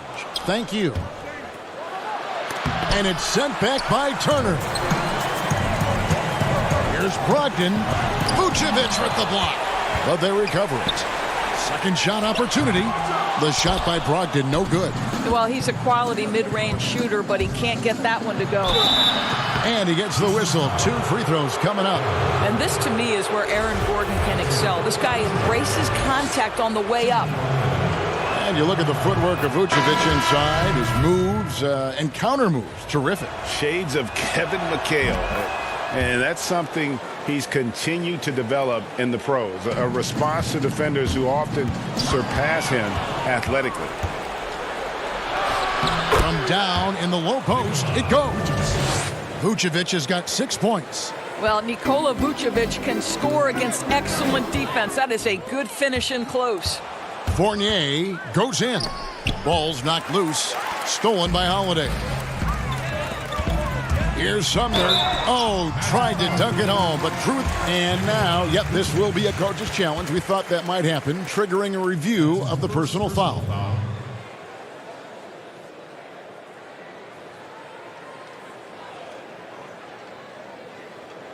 And I think when it comes to some of the more difficult calls to make, personal fouls can be tough. The action is so fast that it's really tough to catch everything in real time.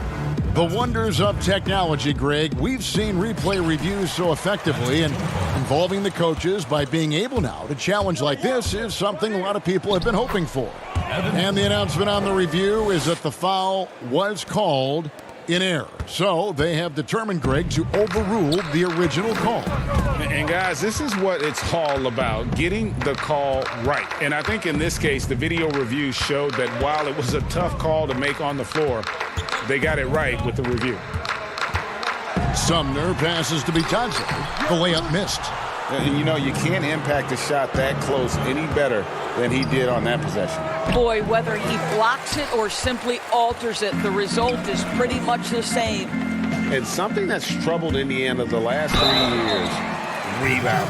I think, Greg, it's probably manifested at both ends of the floor, right? Some of it's about roster construction. Some of it's about style of play. Some of it's about philosophy. But their inability to control the glass has at times had an impact on them.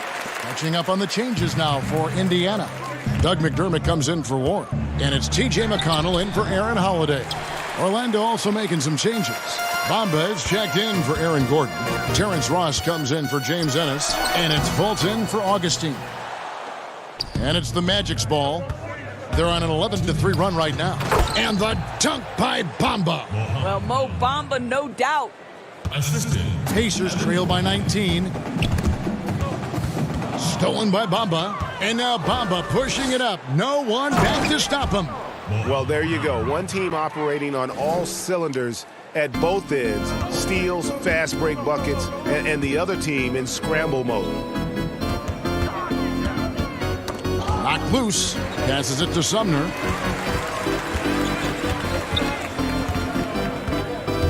The pass to Bitadze.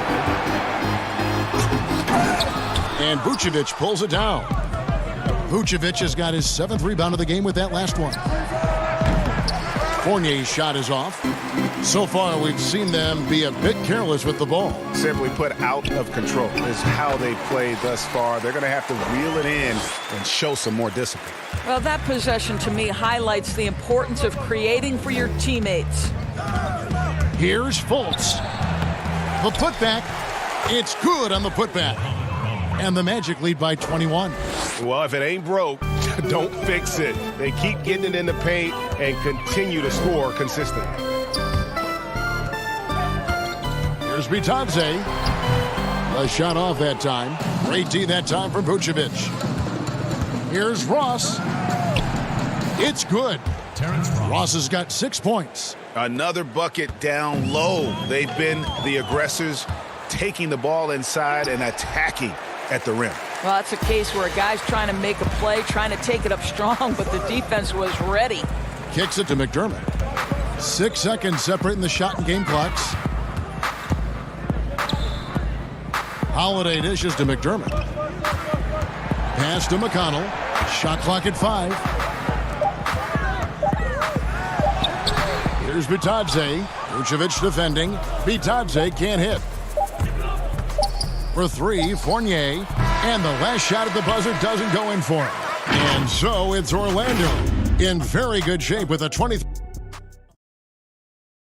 Head coach Nate McMillan is mic'd up along the sidelines. Let's check it out. All right, offensively, okay, let's make sure. And as we head into the fourth, we'll see if there's a comeback in the works or if it's more of the same from the first 3 quarters. So on the floor for Orlando, Fultz and Ross pair up to make the backcourt. Then it's Bamba, then it's Evan Fournier, and it's Birch in at the 4 slot. And defensively, guys, they've been unable to shut down the middle. And good work on the boards. They pick up the second chance points. This is a skilled, hungry offensive rebounder, and Mo Bamba's size and motor make him a problem on the windows. Oladipo, the pass to McDermott. Good, and it's Oladipo picking up the assist. Oladipo's got 4 assists now tonight. 2018 rookie class has been something to watch, Doris. Talent at the top, but also some terrific mid-round picks. You know, no question, Landry Shamet is a guy who I think can be a clutch, big-time scorer who does not seem bowed by any moment, doesn't seem to be affected by pressure. Mitchell Robinson had one of the great shot-blocking seasons in New York Knicks history. I know the team didn't have success, but as a second-round guy, Mitchell Robinson could have an awfully long career. Knocks it loose. Out of bounds as Orlando keeps possession. A moment now to see how the schedule is looking for the Indiana Pacers. On Saturday, they'll be matching up with Al Horford and the Philadelphia 76ers. Then on Wednesday, they'll be playing against Draymond Green and the Golden State Warriors. And guys, this is the kind of stretch of the schedule that you dream of. Winnable games at home against opponents you know you have a talent advantage over. It would take a lot for this team to not be successful over this stretch. Count it. That's their 3rd straight make off an assist. Fultz kicks to Ross. Pass to Birch. Back to Ross. Here's Bamba, and it's sent back by Turner. Oladipo with the ball. Defended now by Fournier, and here they come. Bamba's shot is off. Well, this has not been a quarter to remember for this guy. He looks completely flustered. McDermott dishes to Oladipo, and it's blocked. Boy, his vertical makes Terrence Ross an A-plus shot blocker for his size. This guy, his main duty's on the perimeter, but he'll get his share of blocks. Passes it to Birch. Turner with the steal. And Oladipo, here we go. And it's Oladipo with the jam. And looking a lot better now, but still a long way to go to get back into this one. Yeah, but this run started with tighter execution at both ends, and that'll need to be maintained for them to have a chance to take the lead.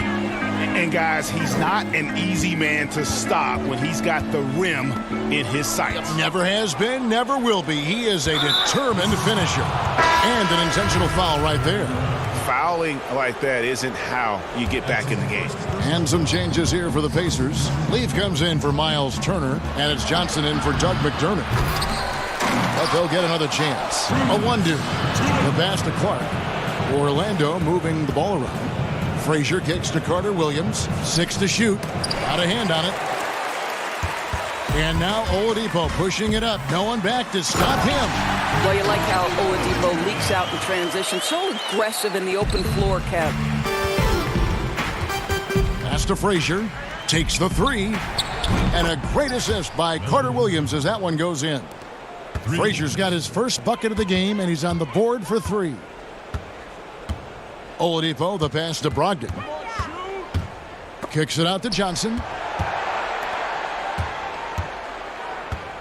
Doris, when you look at the success of international players, and the league has a litany of very good international players, Doncic being the latest successful, is the perception changing about these kids when they come from overseas and play in the NBA. Well, one of the greatest, and to me, the greatest international player of all time, Dirk Nowitzki, a Hall of Fame player, probably changed the perception to start with. Now, listen, over the years, Luka is going to have perhaps a Hall of Fame career if he stays healthy.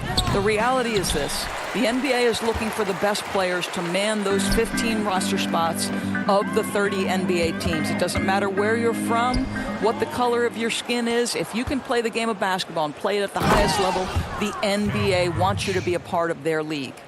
Well, they knew it would be a hostile environment, and they rose to the challenge. And sometimes, Greg, when everyone's rooting against you, it seems to bring the unit closer together. It certainly did tonight. Oladipo, the pass to Johnson. Intense shot and contact on the shot, so he'll be shooting free throws here. That's his second personal foul. The first free throw is good. Alize Johnson. So he gets them both. And it's Carter Williams with the ball for the Orlando Magic.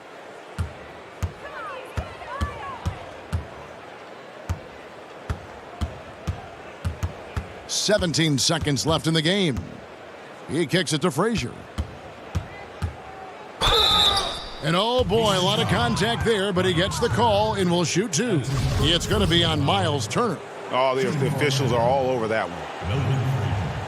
And he makes the first.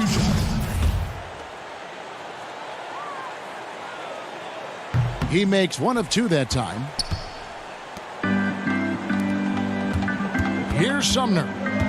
At the elbow, it's Turner. And it's Turner finishing it off. And this is why Miles Turner is such a high percentage scorer. You combine length, athleticism, and basketball skills. Good luck with that, defense. And so it's Orlando taking this one by a big margin. To come into an opponent's building and dominate the way they did tonight says, I think, Greg, an awful lot about this team. I guess they don't need home cooking to feel at home. I mean, Kevin. David, thank you as always. Thank you for joining us. That'll do it for now.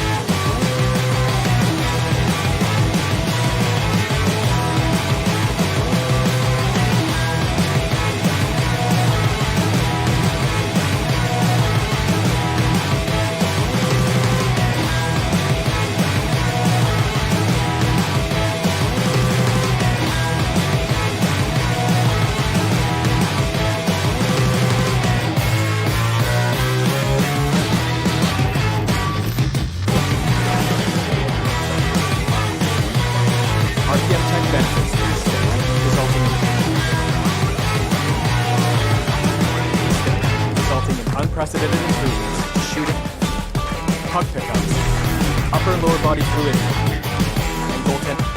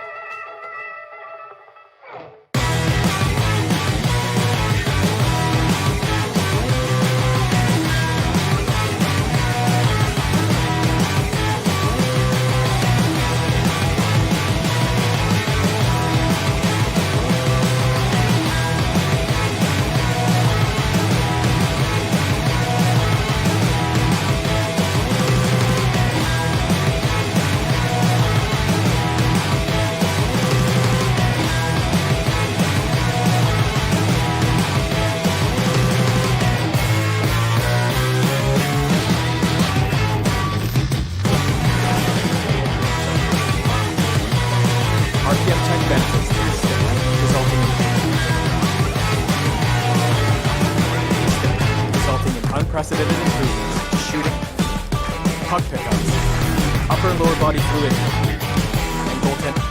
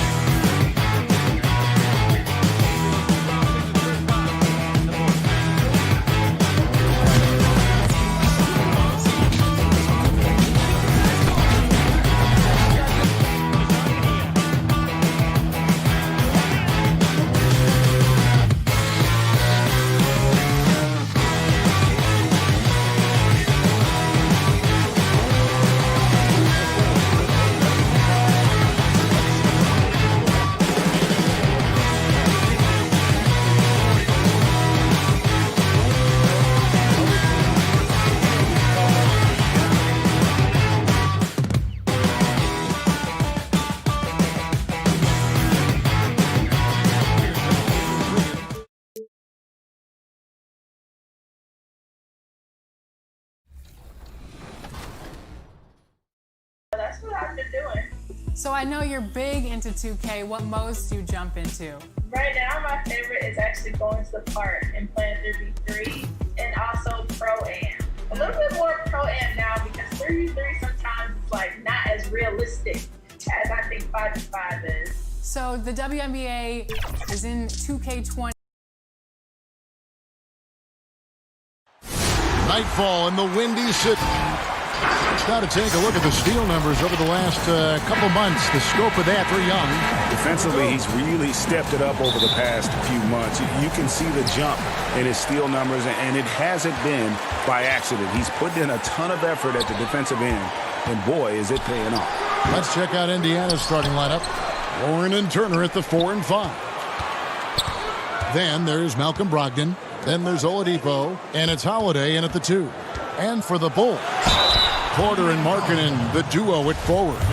White and Levine team up in the backcourt, and it's Carter in at center. The 3rd overall pick in 2013. Porter's gotten the big contract. He's been traded. He's had a lot going on early in his career. Hey, look at guys like Otto Porter, Greg. He just brings so much with his consistent outside jumper. And guys, he's shot threes at a tremendous clip the last few seasons. I mean, really for his whole career. Sometimes can be a bit passive, so you just make sure he's involved and looking for his shot. And the shot by Warren, no good. And Porter, here we go. Makes it off the glass.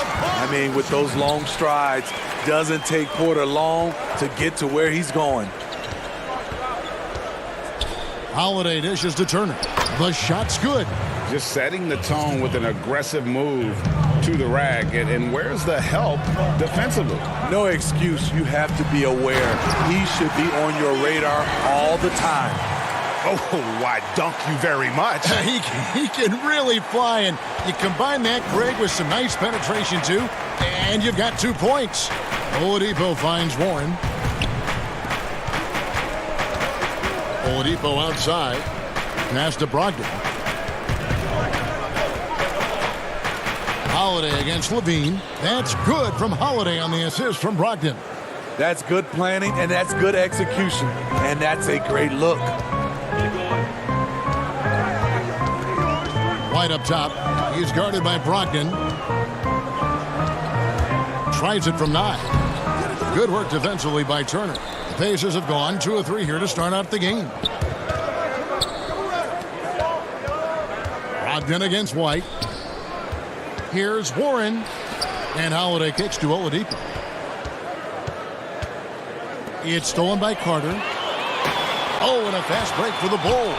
Porter's running. Here's White. And he floats in for the easy 2. Credit the assist on that one. There's always been a level of savvy to Porter's game. Beautiful pass. Here's Turner, and it's Turner finishing it off. Now flying high and throwing it down with the one hand. One of his favorite moves right there, guys. White, Markkanen, great positioning on the putback. For a stretch 4 who spends a lot of time on the perimeter, Markkanen does a good job attacking the offensive glass. That one wide left. Empty possession, and you don't want to miss these easy looks. Up again. Just in a perfect position to grab that rebound and then get the putback. And here's Holiday, who will bring it up for Indiana. 6-point game. They couldn't put the pieces together, losing that last matchup with Boston. And that was a shocker. Hard to believe that they dropped the ball, so to speak, on that one. And probably a tough pill for them to swallow. You try not to dwell on losses like that, but hey, you can't help it. Hopefully, they'll learn something from that defeat. Satoransky's checked in for Chicago. Dunn comes in for White. Satoransky, the pass to Dunn. And the pass to Hutchison. It's tipped.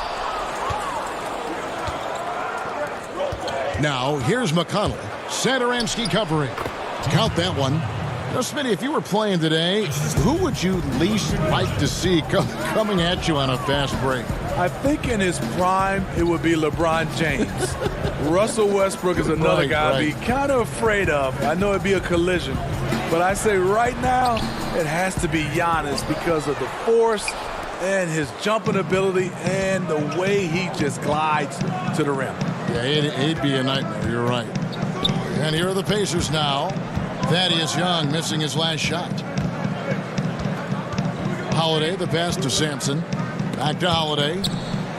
And he drops in the layup off the glass.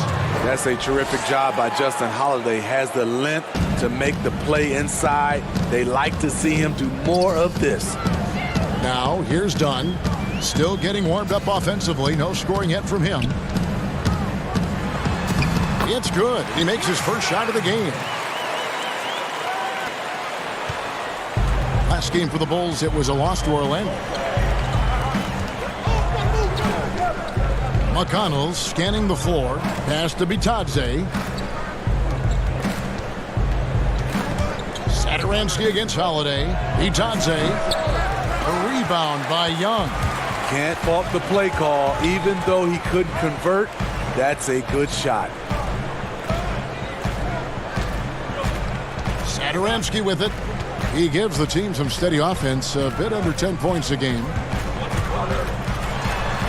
And a lot of contact on that one, so he'll shoot 2 here. Yeah, easy call. The Bulls shooting their 3rd and 4th free throw attempts of the game. First free throw is good. And he makes both free throws. And at the line, it's all about consistency with him. His routine, his stroke, it never wavers. And that would have counted, but his shot was off the mark this time. And so it's the Chicago Bulls with their lead standing at 6 points here at the end of the quarter. They're playing a bruising game inside, and it's working for them. Back to the action after this word. And we welcome you back to our special Noche Latina broadcast. As the second quarter getting going right now. Looking at what we've seen for the Bulls, what do you guys think? Well, one way to generate more offense, pound the offensive glass. That was the difference in the first. And you know this, most of the time, offensive rebounds generate high percentage looks. In a moment now to reset the lineups, courtesy of Gatorade, all fueled up for the second quarter of basketball. And so in the game for the Pacers, we've got Doug McDermott, and it's Sumner in at the 2. Now, here's Satoransky. They lead by 6, their biggest margin. And now, here are the 2K leaderboard. Since the All-Star break, these teams are leading the NBA in second chance points. Number 5, the Bulls. And offensive rebounding, always a point of emphasis for this group, but for whatever reason, they've had particular success since the break, really just outworking their opponents on the glass. There's Bitadze. He's been patient so far, nothing on the scoreboard yet. Here's Cornette, back to Valentine.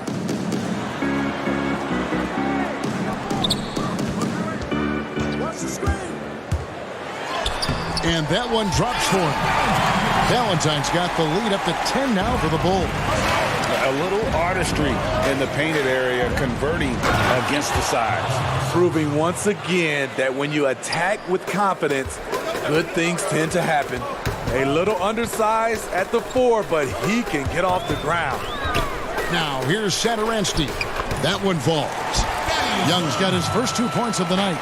And they keep hammering away at him inside, forcing the ball into the paint. Looking at the Bulls roster, there is a lot to like.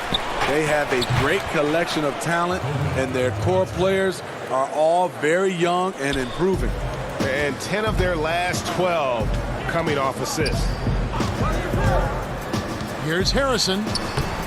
And the rebound goes to the Pacers. And he thought he had a clear path to the hoop, but the defense didn't give up on that play and cut him off. A shot by McConnell, no good.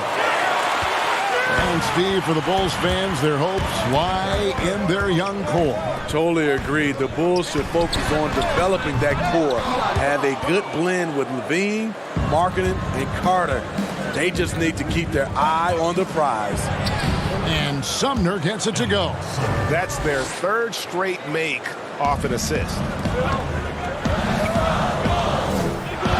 There's Harrison. Still looking for his first bucket in this one. And he drops it in from the low post. And the Bulls lead by 8. Pass to McDermott. Some nice passing here by Indiana. Over Valentine. McDermott can't get it to go. And so Young will bring it up for the Bulls. And Satoransky kicks to Harrison.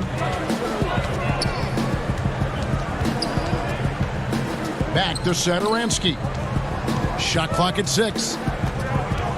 Passes it to Cornette. And 2 free throws coming up. Unable to get that one to go with all the contact. Well, Steve, it's expected that we'll eventually allow 18-year-olds to enter the NBA draft. You're a proud Michigan State alum. Are you concerned players may miss something by choosing to skip the college experience? You know, Kevin, in this situation, for sure, there are some players that I would say is going to make some mistakes and maybe come out too early and not be ready. But I think we have to allow them to have these decisions and not have these decisions taken away from them. I love college, but there are some guys that are just ready to go play in the NBA, just like other areas of life. When you're ready, you're ready. Now, here's Oladipo. He had a 27-point outing in their last game against Boston. And we've got an update here, so let's check in with David Aldridge reporting from the sideline. Oh, guys, one of the things that the NBA has been forward-thinking about is always accepting new ideas. And they've got a bunch of them on the table in recent weeks. A mid-season tournament, a postseason play-in tournament, maybe even reducing the 82-game regular season schedule. Now, all of these would be very bold moves, but Commissioner Adam Silver has always demonstrated a willingness to think outside the box. Kevin? PA, great assessment, good report, thank you so much. Here's Hutchison, following the basket by T.J. Warren. Hutchison passes to Carter. Here's Levine. Good work there as it goes. Levine's got his second bucket of the night. You see the acceleration of Levine on the dribble drive. That's hard to contain. Outside Holiday. He kicks to Turner. No good that time. Good work defensively by Carter. And the foul on Miles Turner. That's his first foul. So for the Bulls. Lauri Markkanen's checked in for Luke Cornette. Porter comes in for Chandler Hutchison. And it's done in for White. The Pacers also with a sub. Aaron Holiday is checked in for Justin Holiday. They are just killing them on the interior. Brogdon kicks to Oladipo. Over in the corner, Warren. And the 3 off target. Outside, Porter. Dunn passes to Porter. From the arc. That's in, coming off an assist from Dunn. Porter's got 7 points. In terms of consistency, Porter's put up some incredible seasons from distance. And so it's Chicago, out in front by 17 points at the 2K Sports Halftime Show. Hello, basket. Chicago holding the upper hand after the first 2 quarters. They are way out in front, leading by 17. And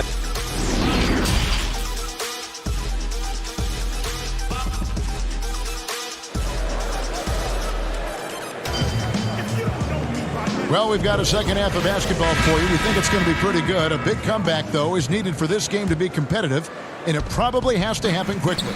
Otto Porter really making a difference here. Yeah, there is no stopping him, and you can't even contain him at this point. He is that talented. Yeah, and sometimes the strategy in that case, don't let anyone else beat you. You know he's going to get his, so try and keep it to that. Markkanen and Carter are up front. Levine at the 2 with Porter at the 3. And it's White in at the 1 spot. So that's the 5 in the game for Chicago. And with this team, Zach LaVine has been thrust into the role of the leader. Still young in his own right, but as a rising star and a large part of the future, responsibilities have fallen in his lap. Here's White. Kept alive. Here's Carter. Outside, White. Tries again. And yes, it's good. He's got 6. And for Levine, he is the best scorer on the team. And you know what, Smitty? He should be a leader. You're right. That isn't something that's easy to step right into. After losses pile up, you feel more pressure and want to take over every game. Zach LaVine should be up to the task, but it will take some adjusting. Here's Brogdon. The Bulls getting the bucket. Warren, the pass to Turner. Stolen by Markkanen. In transition, here come the Bulls. It's Porter outside. Here's Carter. And then Carter with the dunk. Right there, Carter using his instincts and motor to track down the miss and convert into second chance points. Now, here's Oladipo. Nothing yet on the scoreboard for him. Outside Holiday. Oladipo outside. Just 5 on the clock. Kicks to Turner. Indiana needs to get a shot off. And the shot by Warren, no good. And they've got a big lead, not just on the scoreboard, but really in the rebounding numbers as well. And Smitty, with all that he's been through, you can't question Zach LaVine's love of the game. You're so right. It's crazy to think LaVine wasn't even a starter in college, but he's worked so hard to improve. The way he has fought back from injuries and continually dedicated himself to the game, something to admire. Here's what Chicago's going with right now. Thaddeus Young. He's checked in for Wendell Carter. And it's Valentine in for Otto Porter Jr. Now, here's Warren. His numbers are looking pretty good. He's got his scoring average up around 18.5 points a game. Well, we know, Steve, the NBA looking at lowering the draft eligibility age from 19 to 18. The one-and-dones would be gone. You like the move? I do like the move, Kevin. I would just love to have a lot of things in place for these younger guys, whether they're 18, 19, some guys at 25. Just something in place to help these guys, especially with some of the things they're having problems with off the court and also financially. Have some kind of third eye to be able to help these guys. And this is where the G League comes into play, isn't it? Yes, indeed. Now here's White. And the Bulls with another miss. Well, they're in the lead, but he's still been frustrated from an offensive standpoint. Nice shot by McDermott. All about the team. Justin Holiday looking for the open man and finding him. Harrison scanning the floor. Looking for Young. He gets it there. Starter in this league for almost a decade. Thaddeus Young's numbers, Greg, won't blow you away. So what is it that makes him a winning player? I think it starts with his defense, Kevin. Drawing charges and getting deflections. His quickness puts him in a position to make those effort plays. Here's what Chicago's going with right now. Chandler Hutchison comes in for Valentine. And it's done in for White. McDermott kicks to Sumner. Bitadze, the pass to Turner. Here's Bitadze over Young. Bitadze can't hit. And with the success they've had rebounding the basketball, they're right where you'd expect them to be, firmly in the driver's seat. Young on the follow. Young's got 6. Continuing to show activity on the offensive glass. Second chance buckets have been huge. The pass to Sumner. And here's McDermott. And there's the whistle. That goes on Chris Dunn. That is his first foul of the game. Carter, he's checked in for the Bulls. Satoransky comes in for Harrison. T.J. McConnell, he's checked in for the Pacers. Holiday against Satoransky. McDermott kicks to Holiday. This one for 3. And once again off the mark by Indiana. The Bulls leading by 22. Shoots. The shot by Satoransky, no good. We've got 1:13 left to play here in the third. Holiday against Satoransky. Shoots. They get the rebound. A second chance effort. And oh boy, a lot of contact there, but he gets the call and will shoot 2. And fouling a real solid free throw shooter. Justin being more aggressive now, which means more trips to the stripe. Oladipo, he's checked in for Indiana. Malcolm Brogdon comes in for T.J. McConnell.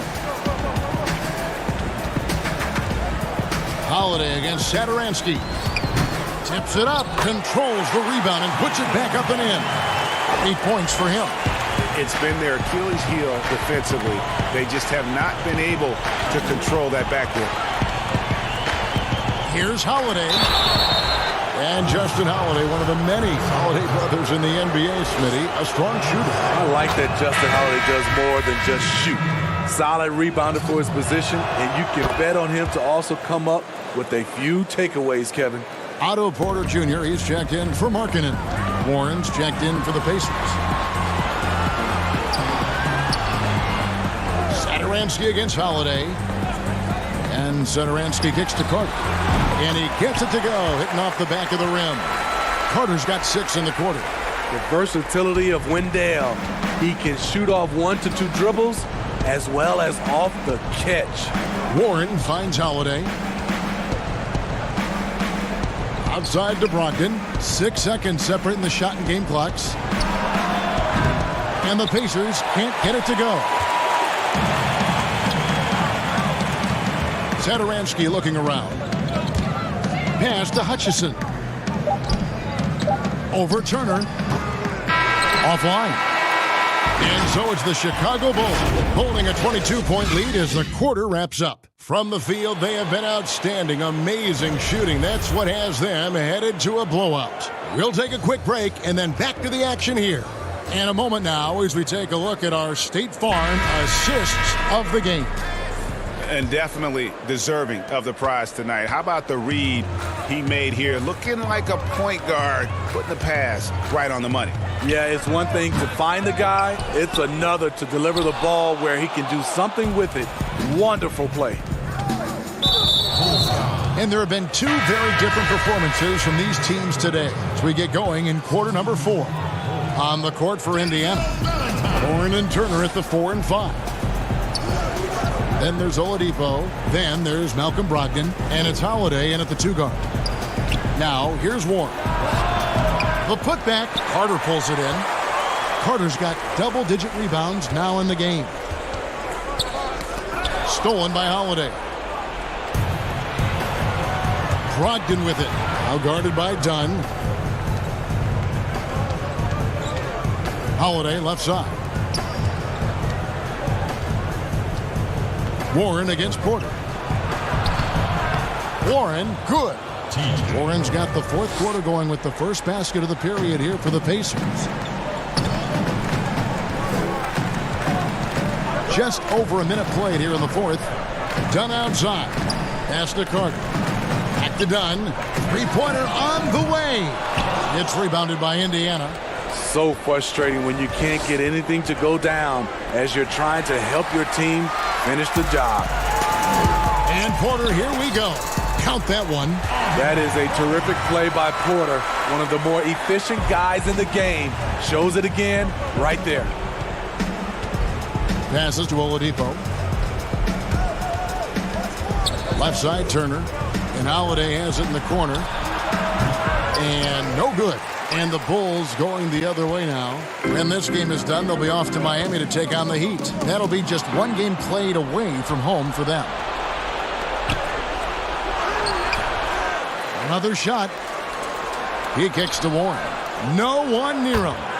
And he hits the jumper for 2. Warren's got 4 points in the quarter. This is the consistency he was looking for in the first half. Just took him a while to heat up.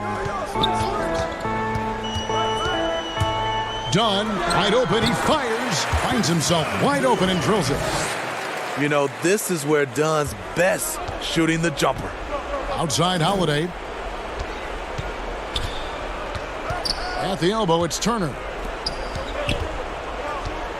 And out of bounds as the Bulls gain possession. So for the Bulls, Markkanen comes in for Valentine. And it's wide in for Chris Dunn. Chicago leading by 22. And over 2.5 minutes in the books here in the 4th. And it's White missing. And it's Warren with the ball for the Pacers. Holiday dishes to Turner. Right side Warren. Stolen by Markkanen. And a wide open look for Porter. Drains it from beyond the arc. Yes, we've seen it before. Porter likes to dribble into that jumper. When you look at the luxury tax structure, Smitty, it's now more expensive than ever to maintain a championship contending roster. Yeah, it is, and I think it's the choice of a lot of these organizations. Some owners want to do it, some don't. But I think if you want to win a championship, you're going to have to open up your checkbook. The Pacers have gone just 33% from the field in the 4th quarter so far. They are 2 of 6. Beautiful location on the pass, as usual. Led his man perfectly. Here's Levine. Good work defensively by Turner. The Pacers have gone 3 of 7 from the floor in the fourth. That's a 42% mark in the quarter. And so it's going to end up in the record books as a blowout, a dominating performance for the Bulls. As one-sided as it gets today, you know, there were some dominant moments in about every facet of this game for that team. Yeah, I mean, Kevin, it's hard to think of what didn't go right for them. Game planning by the coaches, execution by the players, everything was just on target. And you can mark this one down in the W column. It'll mark their 23rd of the season. And what a tremendous standout performance it was for Wendell Carter. You know what stood out to me was the anticipation defensively. He sensed what the offense wanted to run, then found ways to disrupt that and cause turnovers. Now here's Valentine. And the Bulls with another miss. 50 seconds left to play here in the fourth. Sumner passes to Johnson. And Turner kicks to McConnell.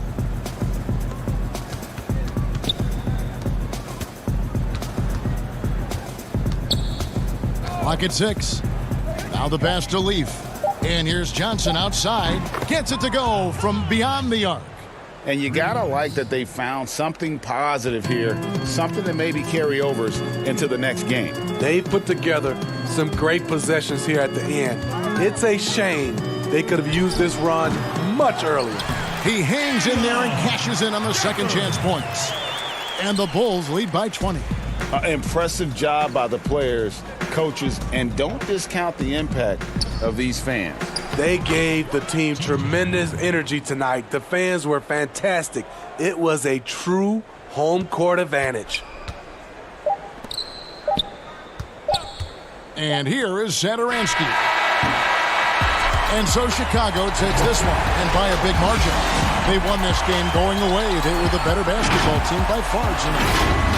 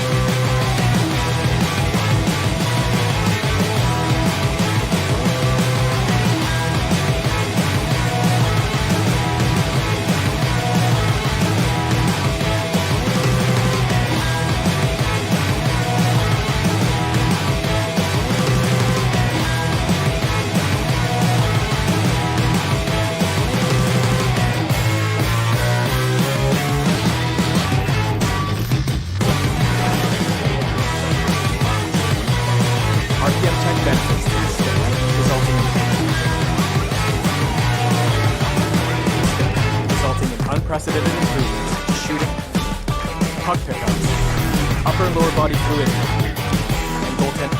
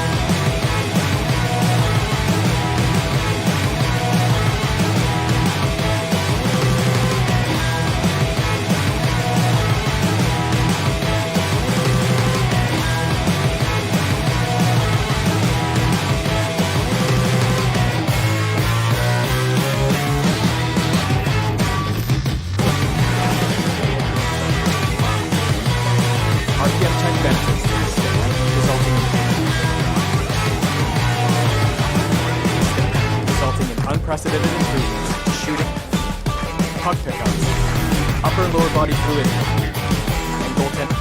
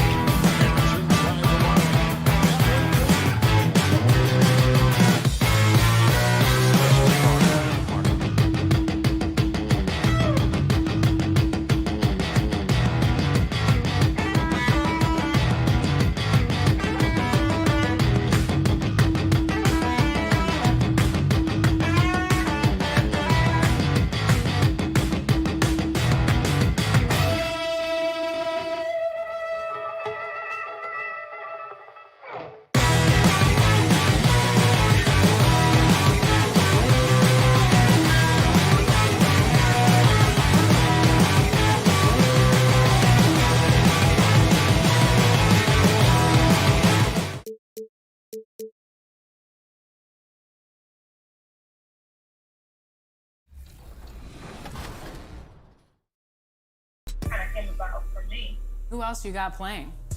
You know, I have a few girls. I have Shakita, I have Hazel, I have Alicia. Sorry, it's a lot of names. Wendy, and then on the WNBA side, myself, of course, Angel McCartry, Diamond Shields, and Brittany Griner. And for me, it was like, okay, how can I empower women? Well, let's have. And the player introductions are wrapped up. The starting fives for both teams, as we're just about ready to get this one started. The 2K Sports pregame show. Tonight, it'll be the Chicago Bulls up against the Orlando Magic. Well, for Orlando,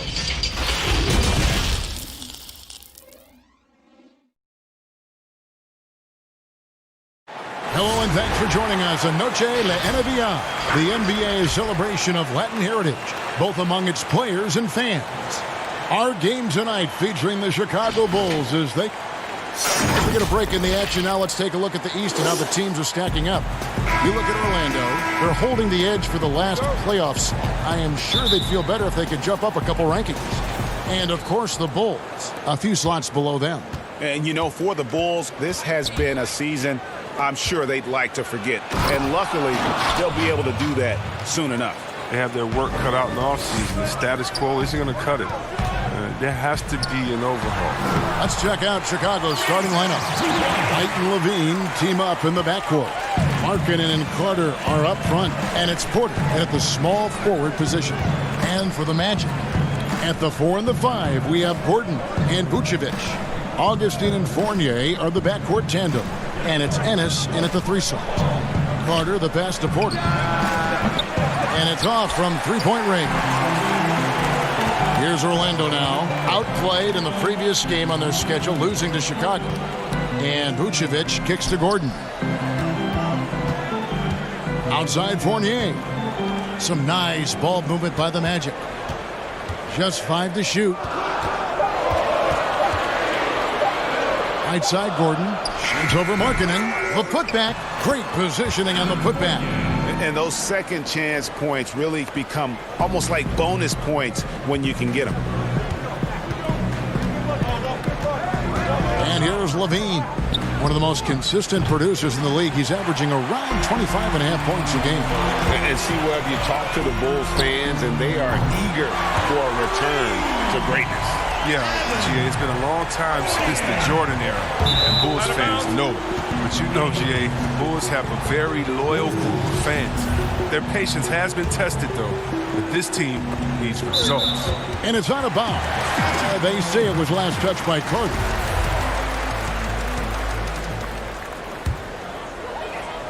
Little over a minute 30 into this first quarter. Augustine finds Vucevic.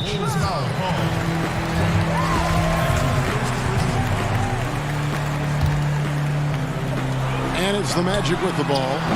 It's a 5-point game. And Nikola Vucevic is going to pick up the foul. That is his first foul of the game. Chicago has gone 0 of 2 from deep here. Levine feeling it out a bit. Nice shot from 10 feet out. And Levine is going to make you pay from there. You got to guard him closer than that.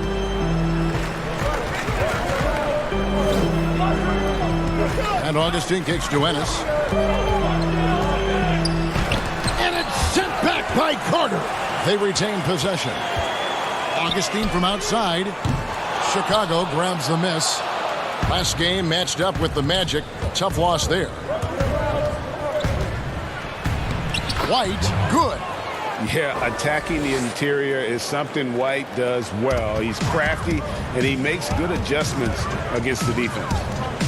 Inside. And Gordon gets it to go in on the assist by Augustine. Yeah, going hard to the rack, making a statement here early on. Yeah, GA, I mean, great look, high percentage shot. That's the efficiency you're looking to establish. Levine can't hit. And here's Fournier. He brings it up for the Orlando Magic. 3-point lead. And it's Otto Porter with the foul. That is his first foul of the game. Terrence Ross is checked in for Orlando. Markelle Fultz comes in for DJ Augustine. The Bulls also changing it up. Luke Cornett comes in for Wendell Carter. And Zedaransky subbed in for White. And last season, Otto Porter on the move, Chris. He was traded at the deadline to the Chicago Bulls. Yeah, he has fit right in since joining the Bulls. I mean, they needed his outside shooting. Porter is still very young and can grow to be a part of this young Bulls core. Here's what Orlando's going with right now. Bamba is checked in for Vucevic. Khem Birch comes in for Gordon. And Michael Carter-Williams subbed in for Fournier. The Bulls also changing it up. Young's checked in for Lauri Markkanen. Chandler Hutchison comes in for Otto Porter Jr. And it's done in for Zach LaVine. Taking matters into his own hands. Yeah, we didn't expect to see that kind of finish. No, but his teammates love that kind of energy, fellas. I mean, dunks like this demonstrate leadership. Young for three. That shot, no good. And it's the Magic taking it the other way. Birch the pass to Carter-Williams. And that one clearly a foul. Gets the whistle and 2 shots coming up. Got to take a look at the steal numbers over the last couple months. The scope of that for Young. Defensively, he's really stepped it up over the past few months. You can see the jump in his steal numbers, and it hasn't been by accident. He's put in a ton of effort at the defensive end, and boy, is it paying off.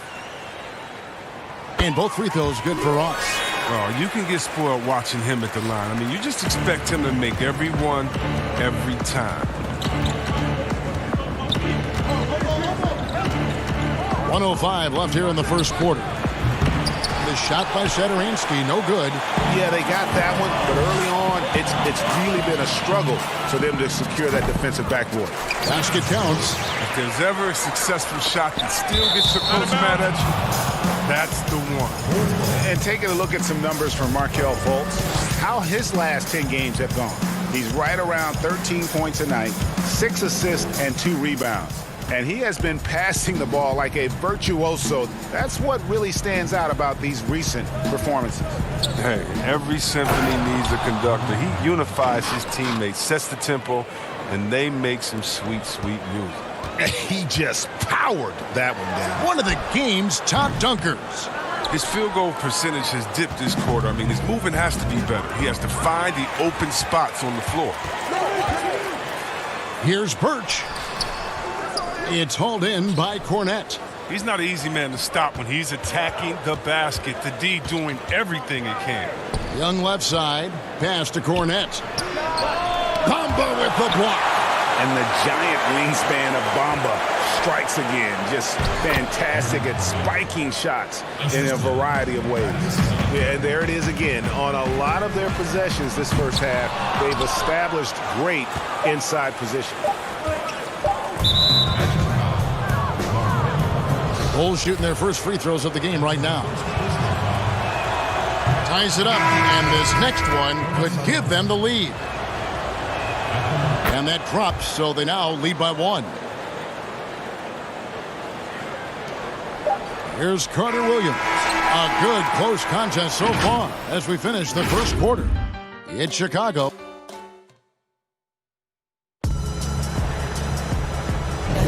And buenas noches, basketball fans. It's Latin night here on 2K Sports. And you might have noticed the custom jerseys worn by the players. And taking a look at Chicago's performance here, guys, what have they been doing or not doing? Well, in that first quarter, they were intent on just pounding the ball down low. Old school approach. I mean, if you have a favorable matchup inside, just keep pounding it in there. Michael Carter-Williams is out there with Markelle Fultz. Then it's Bamba. Then it's Terrence Ross. And it's Birch in at the 4. So that's the lineup on the floor for the Magic. Cornett passes to Young.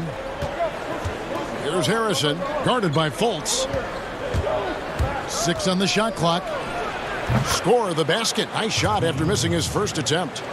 Great value in rim protection, Chris. Talk about some of the characteristics that you have seen and you use yourself in being a good shot blocker. Well, your reputation precedes you as a shot blocker. So as a shot blocker, you've already blocked enough shots that everyone knows, hey, I'm Rudy Gobert. Don't come in here unless you want to get that shot swatted out of the way. My name's Joel Embiid. Did you see my highlights of last game? So really what I'm saying is a shot blocker is always in your thought process. I still have nightmares about Mutombo. Oh, come on, I bet. Go to the next. Go to the next one, please. Come on. Get off shot blockers. So a new group on the floor for Orlando. The Bulls also changing it up. Carter, he's checked in for Luke Cornett. Markkanen comes in for Thaddeus Young. And it's White in for Satoransky. He is a fantastic athlete for a power forward. Whatever he lacks in height, he makes up for with hops. White drives in. Outside, Markkanen.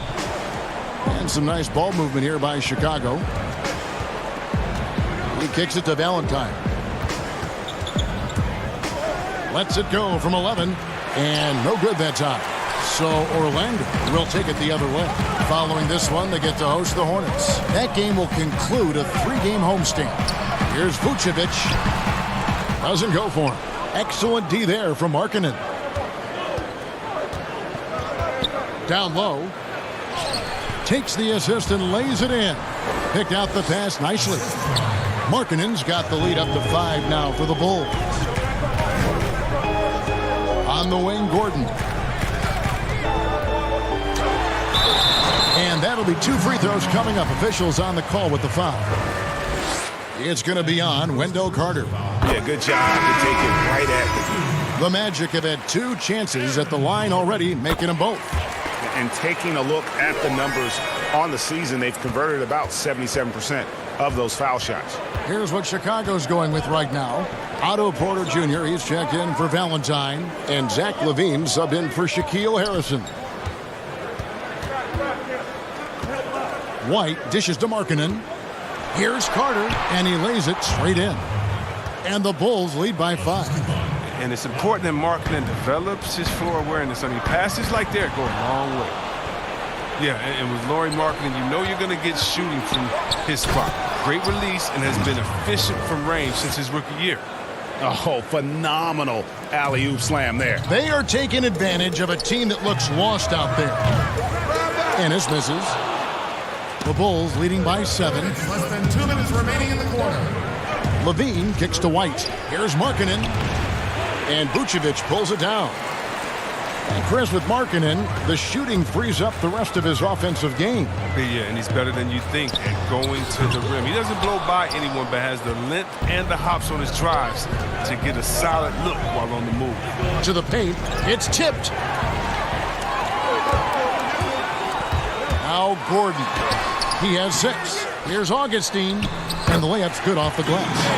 Toughness and energy on the boards. An easy putback to show forth. Here's White. And the Bulls with another miss. Carter kicks to White. LaVine wide open. And the Bulls with another miss. The Magic trail by 5. Here's Ennis. And Ennis slams it in. And those plays can make a difference in a game like this. Well, you know it's going to fire up, Greg, everybody on that bench. And rightfully so. Also, how lackluster was the defense right there with the score this tight. Back to LaVine. Lets it go from 14. And it's off the back rim, no good. And now here's Ennis, the fast break opportunity. Vucevic, the pass to Fournier. It's good. This game is all even. Fournier's got 8 points. Don't forget about this fella for a second. He is the definition of danger. LaVine passes to Carter. That's good, and it's LaVine with the assist. That's now 8 points for Wendell Carter. And they're beginning to just flat out fall apart defensively right now, especially on the interior. The Magic shooting their 5th and 6th free throws of the game. At the line, shooting 2. Free throw dropped for Ennis. Both teams will make substitutions. And Ennis drops them both. And no need to rush this. Let the clock run down. Yeah, no need to give the ball back here. You want to close this quarter with momentum. Okay, that's the shot he loves. I mean, unless there's a guy right in his jersey, he's going to convert. Ross passes to Bamba. Count the basket. Bamba's got the game tied up here for Orlando. And the closer to the basket Bamba is, the more effective he is. Outstanding at using his size. It's all tied in Orlando. We'll see you after halftime. And now, the 2K Sports Halftime Show. Hey again, everybody. It was a closely contested first quarter for Orlando. They saw their lead grow to a high water mark of 5 in the period. And that does it for our halftime.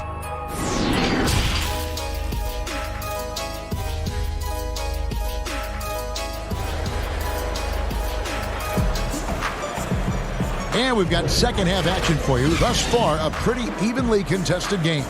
Nice game. Great performance by Evan Fournier. Man, how about the amount he's contributing in the scoring column through 2 quarters? He has been terrific.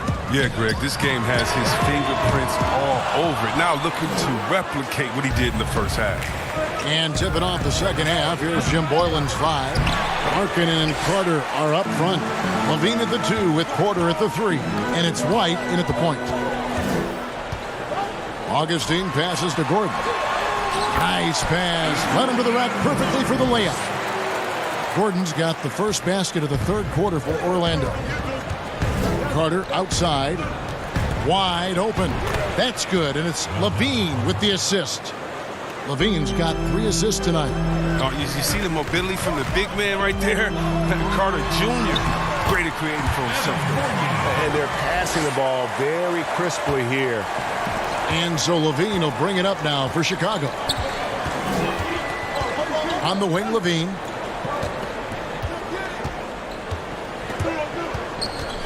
Now the feed to Markkanen. It's hauled in by the Magic. Gordon's got 4 rebounds now tonight. And the stretch big man, Lauri Markkanen, very strong player on offense.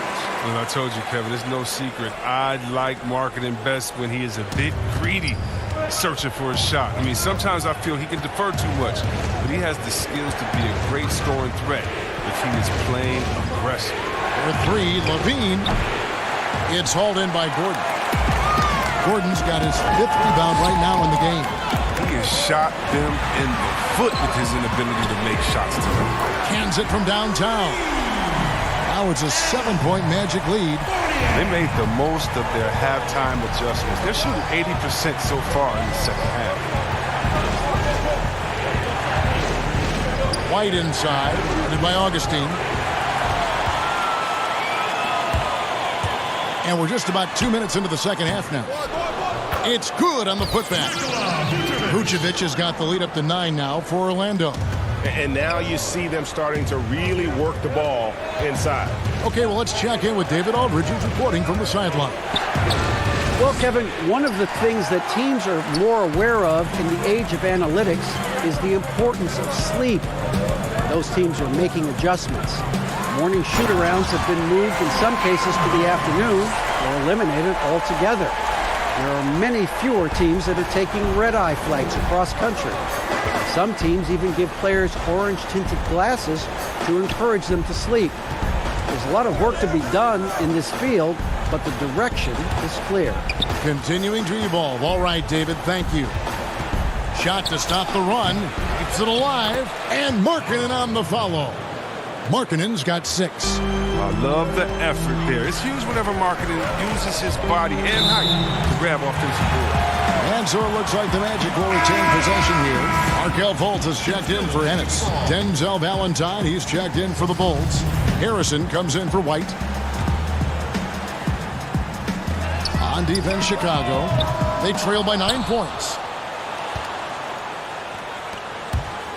Fournier against LaVine. Valentine kicks to LaVine. The pass to Harrison. That's good, and it's LaVine with the assist. He's got 5. Players have different ways of leading. Some guys, Chris, are loud and fiery. Others let their play do all the talking.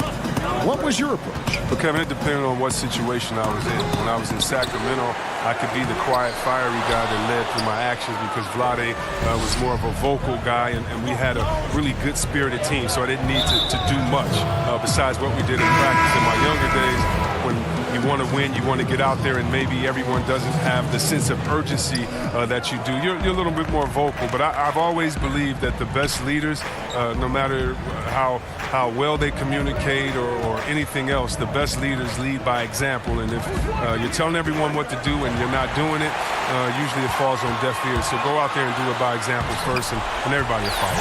Good advice. Well, they weren't going to pass up that chance to get out and run following the steal. Pass to Hutchison. It's stolen by Carter Williams. And Carter Williams slams it in.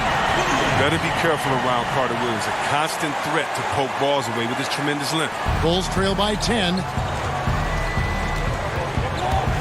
16 feet away. Birch grabs the board. Orlando's gone 1 of 3 from downtown since halftime. Fultz the pass to Bamba. Here's Birch. Goes back up. 2 points. That one goes. And the Magic lead by 12. Man, this is what you want to see more of from Bamba, making an effort to share the rock. We've got a 9-second difference between the shot clock and the game clock. Ross passes to Birch. Banked in off the glass. Birch has got 4 points in the quarter. When you allow good scorers to get uncontested shots at the rim, no wonder you're losing. Yeah. Horrible effort. It appears they may be on the brink of giving up. Chicago short there, Kevin, but overall they're getting slightly out-rebounded. And the shot goes in. 6 points for Terrence Ross. Wow. The solid court awareness. Leave someone open on Fultz squad and you're going to regret it. Here's Satoransky, and that one released in time, but no good. And so it's Orlando. Their lead at 15 going into the break, and their ability to get points in the paint has made all the difference in this one. We've got more NBA basketball coming your way in just a minute. And a worthy candidate tonight as we take a look at our State Farm assist of the game. And I'm glad this was the pick because I love this pass. Such a great dish. That's what I call court vision. Well, it's also called making a good read, understanding where everyone is and taking full advantage. Fantastic. And 1 quarter to go in a game that to this point has not been an evenly fought contest. All fueled up and ready to go. Let's reset the lineups courtesy of Gatorade for the 4th quarter. And so in the game for the Magic, Ross and Gordon are the wing. Then it's Markelle Fultz. And there's Mohamed Bamba. And it's Birch in at the 4 slot. 6 to shoot. Deep 2 from Ross. It's hauled in by Cornette. Cornette's got 4 rebounds now tonight. Thaddeus Young on the wing. There's Satoransky. Jacks up a 3. And the basket by Hutchison. Hutchinson's got the first basket as we get going in the 4th for the Bulls. Magic leading by 12. Passes it to Ross. From deep. Rebound by the Bulls. Cornette's got his 5th rebound right now in the game. Here's Satoransky. It's hauled in by the Magic. The biggest lead of the game, 15 points. Here's Bamba, and the dunk by Bamba. How about the 9'6" standing reach Bamba has? I mean, it's unguardable this close. Dunks it with such ease. Pass to Hutchison.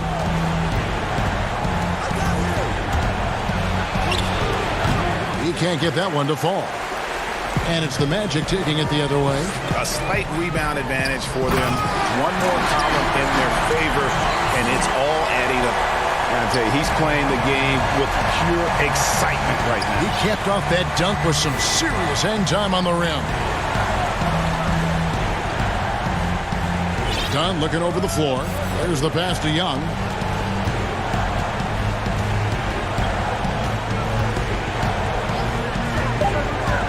Shoots from the elbow, and it's Orlando with the rebound. Bamba's got his 7th rebound here tonight. Gordon kicks to Bamba. Again, the Magic score. And the crisp passing has opened things up for them offensively. Inside, and he caught that pass in full stride on his way to the big slam. One of the few guys in the league who make a lead pass like that. Oh, just a fantastic look. Gordon misses from close range. That works just like they drew it up until the part where he short arms the layup.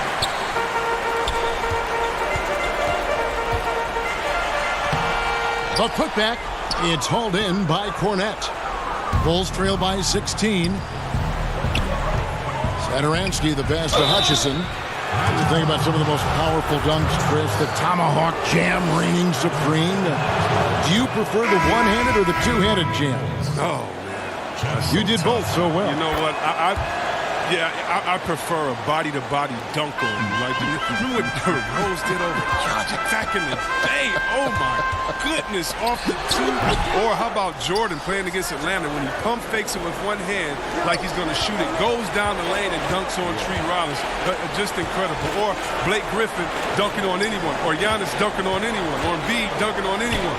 Or how about LeBron dunking on anyone? So, me, I just want the showmanship. Doesn't matter if it's one hand, two hands, two legs, one leg, 360, or straight body to body. Just give me something. Give me something. Here's Markkanen. And the call on the shot sends him to the line. Smooth mechanics and soft touch. Markkanen is dangerous inside. White, he's checked in for Chandler Hutchison. He's perfect from the line this time. And Vucevic has got the ball here for the Orlando Magic. A 12-point game. And then Gordon with the dunk. He's having a great night from the floor. And they're going to keep leaning on him, looking to grow the lead. And White kicks to Porter. And along with the association, we've seen the growth of the G League, the WNBA, the 2K League. Chris, which of those have you followed the most? Well, first let me say I should have been drafted by the 2K League because I'm really not. Matter of fact, anybody listening to the sound of my voice, I will beat you in the game that I'm talking on right now. But secondly, I know you will. I love the WNBA from Lisa Leslie to Cheryl Stoops to my girl Candace Parker. Are you kidding me? The skill set of these ladies, oh, they have game. And I can't say I follow one the most because even the G League and their All-Star game I follow. Right now it's a great time for hoops, and all three of these leagues I'm in. Orlando moving the ball around. Left side, Fournier.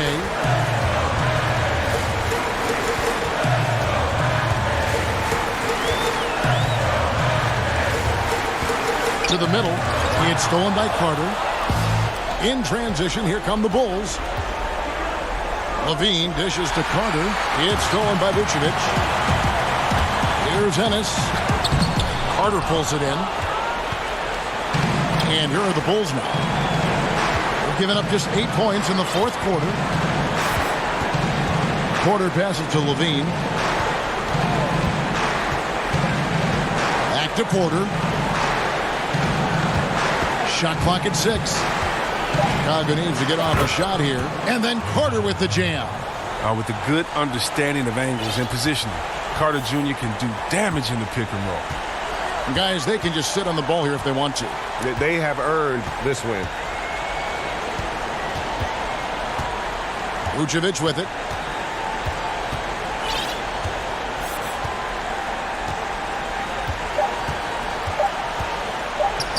"16 feet away. No good. So the Magic win it. A confident win and one where they clearly showed the greater.